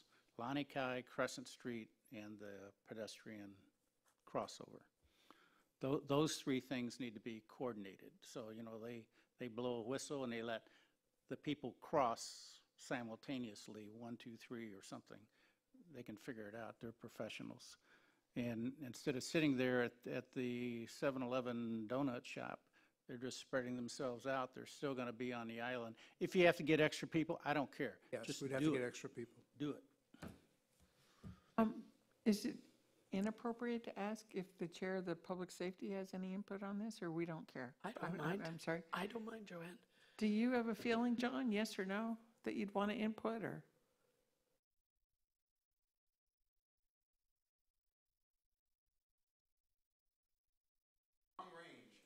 Come on up to the John. mic, please. Thank you, sorry.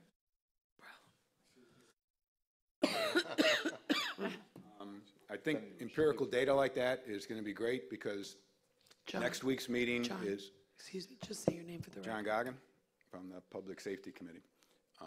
I think empirical data is great because we are meeting next week with the county to discuss crosswalks placement, what they should look like, where lights should go, the legality issue for ticketing for jaywalking.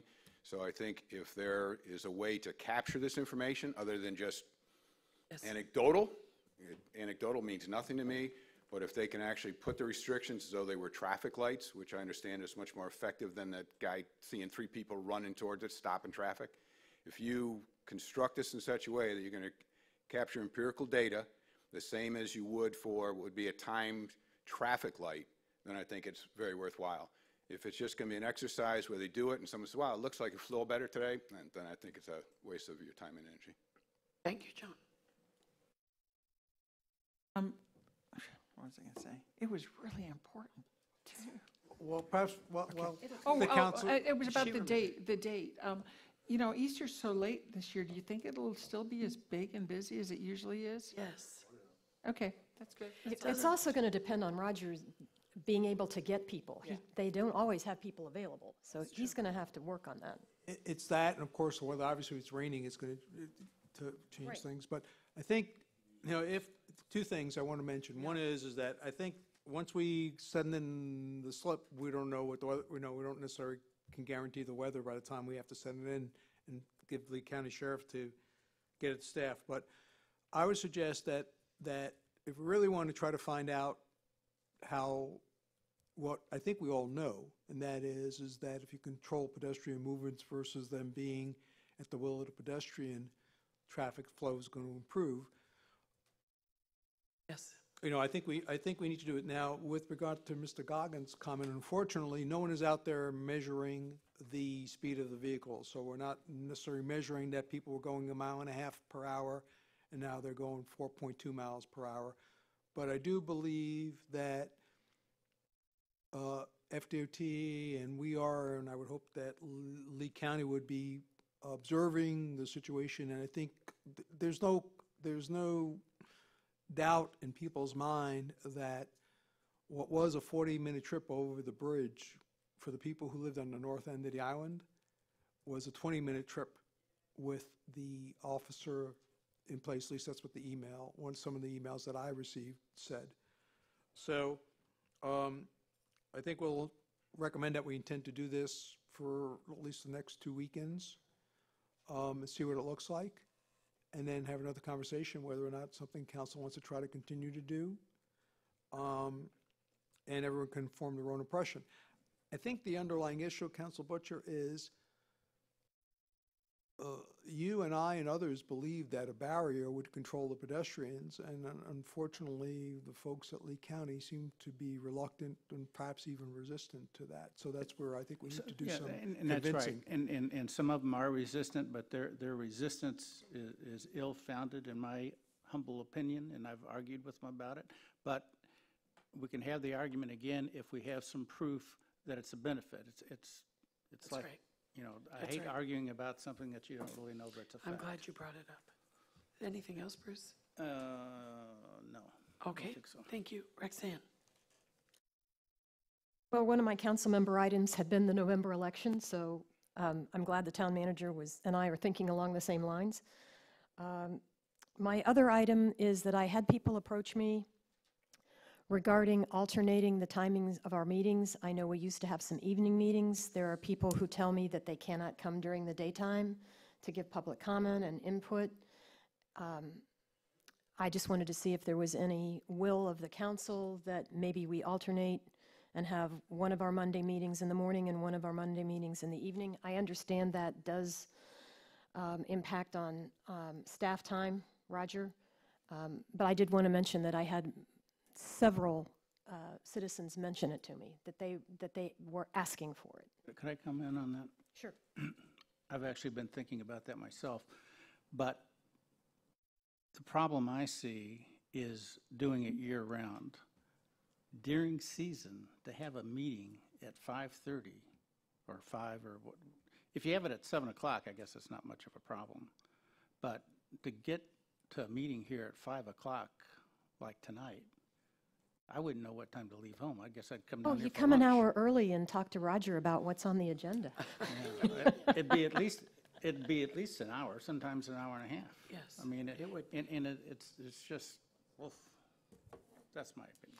You know, historically, we've always adjusted council meeting schedules based on the makeup of the council. So I'm open to a discussion. I personally think that perhaps the way to do it is when we have, and we know what topics they are, when we have a topic, when the public wants to be here for it, a hot topic, shall we call, whatever, that we should definitely have an evening meeting for that. I think we've even done that this past year. I'm not sure that alternating, I suspect, bless your hearts, that we're going to have those three lovely ladies there. And Gary. Mr. Moyer, perhaps, and Gary, and John, and nobody else, even when it's in the evening. So my concern is staff, the staffing, the timing, that kind of thing. I'm happy to do either. I personally am available, whatever council decides. Well, we always had them in the evening in the beginning, and it seemed to work out pretty well. I understand it, the reason they're held in the daytime. You know, from my own personal point of view, I still work a little bit now and then, and evening meetings would be better for me. But I like Joanne's idea, you know, if there's a hot topic to maybe have it in the evening. But I did get some other complaints from some committee members that said when the when the town council changes their minds and decides to have other meetings, there's a domino effect of what happens with all those committees, and it throws them out of sorts as well. So I think that's a consideration to keep in mind. But with that all being said, maybe that is the compromise, is to either trade off or wait till the hot ticket items come up. We could look at the agendas, and if somebody has a reason to schedule it for 6:30, if somebody thinks there's an item that's important enough, then we'll just schedule that next meeting for 6:30. Just speaking from what I believe would probably be the attorney and Michelle's perspective, they often advertise in advance for things, so we can't be changing the times of meetings willy-nilly because, we've decided this has got public interest. So, So the vast majority of items that might fall into the category of community interest are on your M&P agenda management. So when you hear them and discuss them at the M&P, you can decide at that point whether you feel it's something that you want to schedule an evening meeting for. Good idea. So I think you have that opportunity.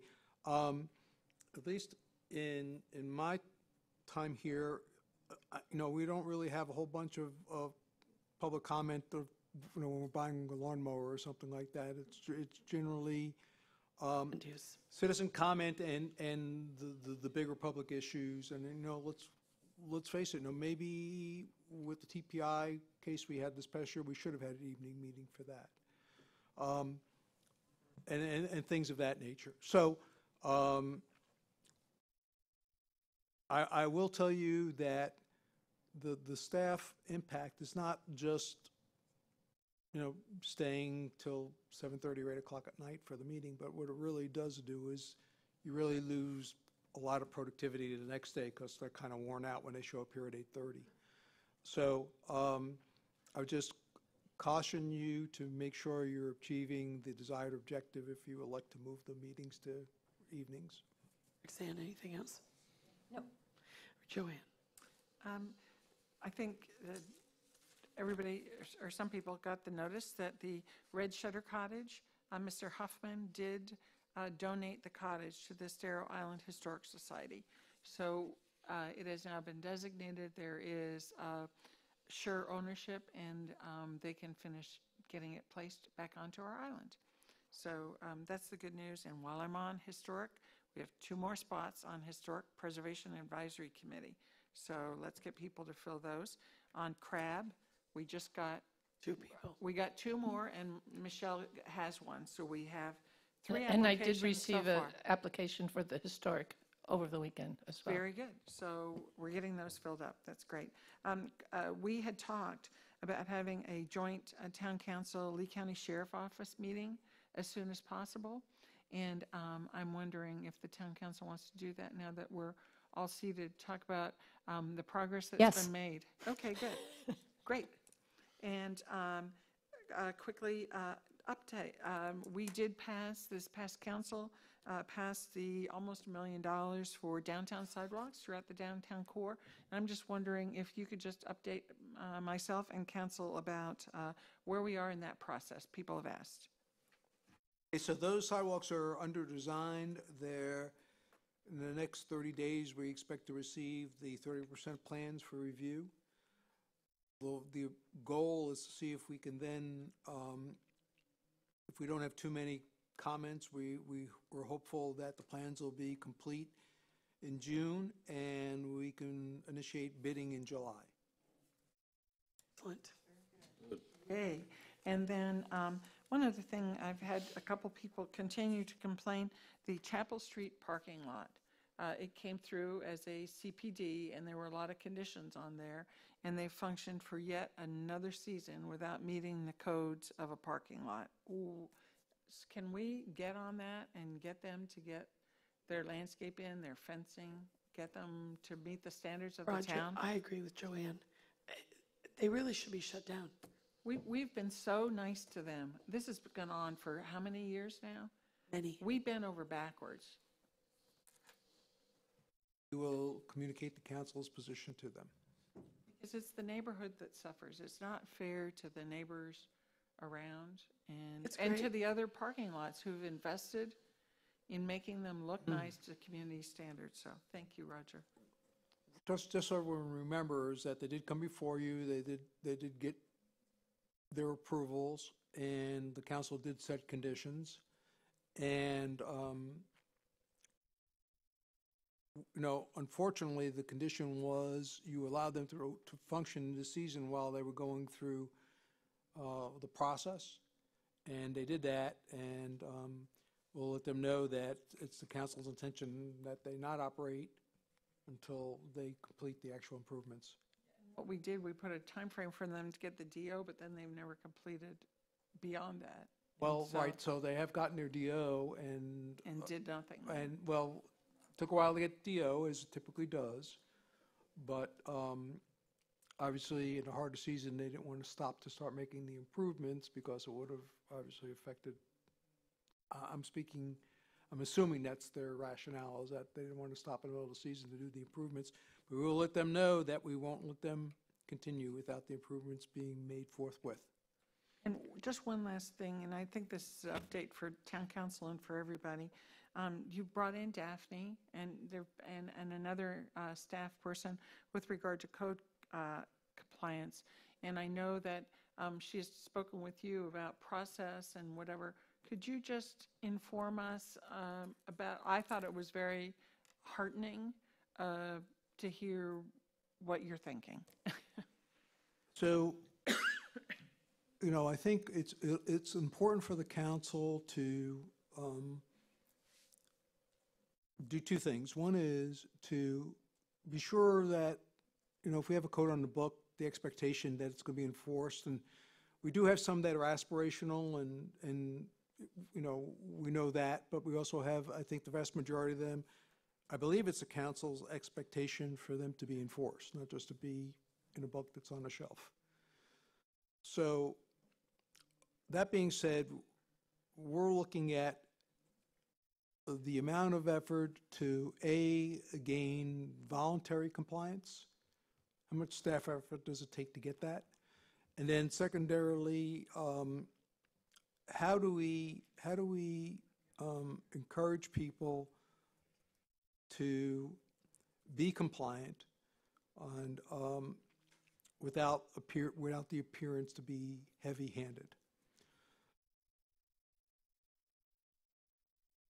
I think that, unfortunately, we need to consider looking at the various codes that we have, and the council's been asked to look at the property maintenance code and for parts that we want included in the code, but moreover to look at the frequent violations and determine which ones we basically go to citation on versus which ones we go to an opportunity to cure, fix or cure or remediate on by the property owner. Because in some cases, unfortunately, it takes us, in my opinion, it takes a citation because the neighbors are living with the problem while you go through the notice and opportunity to cure solution. So it's our intention to bring forth a list of violations and have the council give us some feedback on whether it's something you think that it's a obvious and perhaps even flagrant violation and the person should go to citation on, or something we should continue to try to use a notice of violation as a way to cure the problem over time. So we believe that there are certain things that people should know at this point. You should know when you should put your trash cans out. You shouldn't, I know people do work on the weekend, but if we're going to let everyone pile their trash out on Saturday and Sunday, it's going to sit there till, Tuesday, Wednesday, or Thursday. That also doesn't necessarily require a ticket. That could be hey, you know what? You gotta bring your cans in. Yeah, it's out there. I mean, this is the conversation we need to have, because it's out there already. And, it's not something that necessarily happens every day. But if you don't raise the importance of people not doing that to people, they're going to do it, because that's when people do that stuff. It's, and it's really what's more convenient for me more important than the impact on a neighborhood, or is the impact on a neighborhood more important? And these are community standards that I need to look to you and perhaps some of the committees to help us establish. So let's look at the list of potential violations and go through it with you, and you can determine whether it's something you want to deal with through a notice of violation or a citation.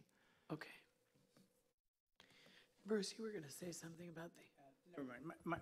Roger sort of made the point. The fact on that parking lot was there was a delay in the process that kept them from implementing. I don't remember what the dates are now, but I agree they need to get it done. So that's all. Anything else, Joanne?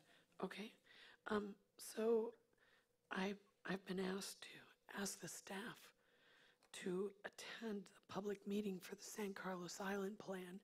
Roger, historically, we have participated by sending a staff member to important issues facing San Carlos Island, because ultimately they affect us.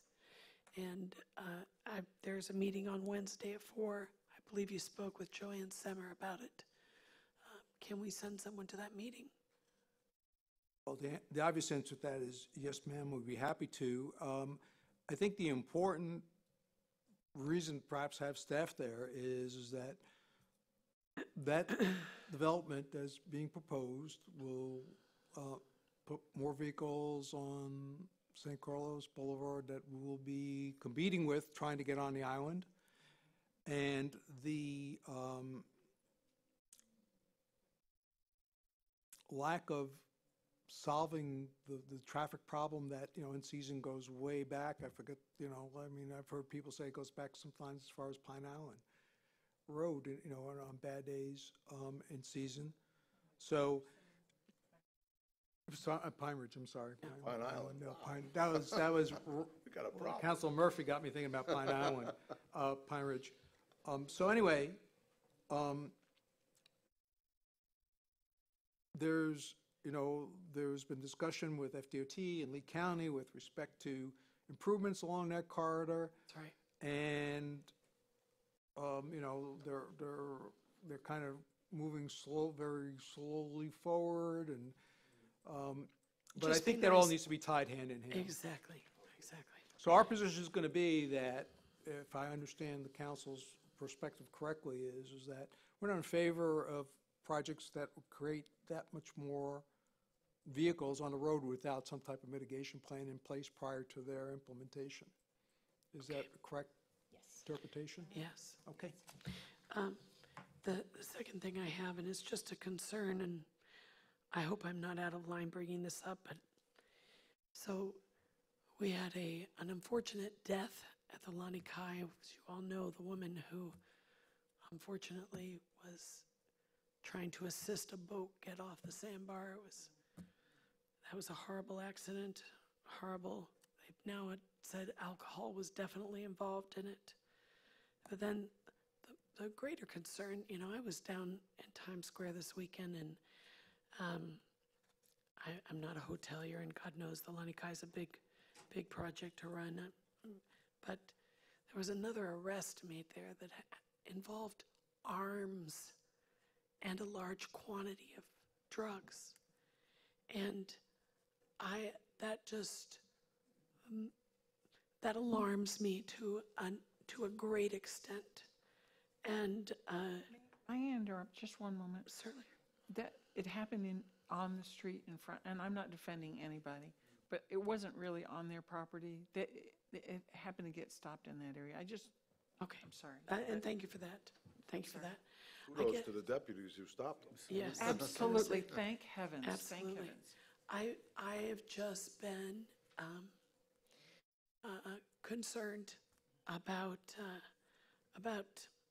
activities. We've tried to sort of, we call ourselves a family island, and we've tried to rein in the beachfront as much as possible. But there just seems to be a recurring issue here, and I'm just raising that concern to voice it because it's been voiced to me many, many times. And anyhow, that's why I'm bringing it up. Were you leaning in to say something? I am, and I really followed that issue closely, and I can tell you, if you've read the follow-up articles, the really dangerous guns that they had in the car were not illegal. They were lawfully concealing those, and they were not charged with those. If you just watch the TV story, it was inflamed and made emotional and scary.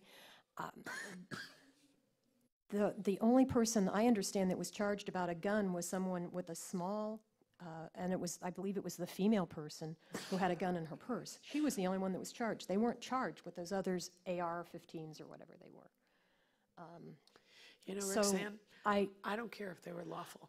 AR-15s and but lots of drugs are a bad combo. I agree, but what I'm saying is we need to be careful when we read things to really read them and know what's going on.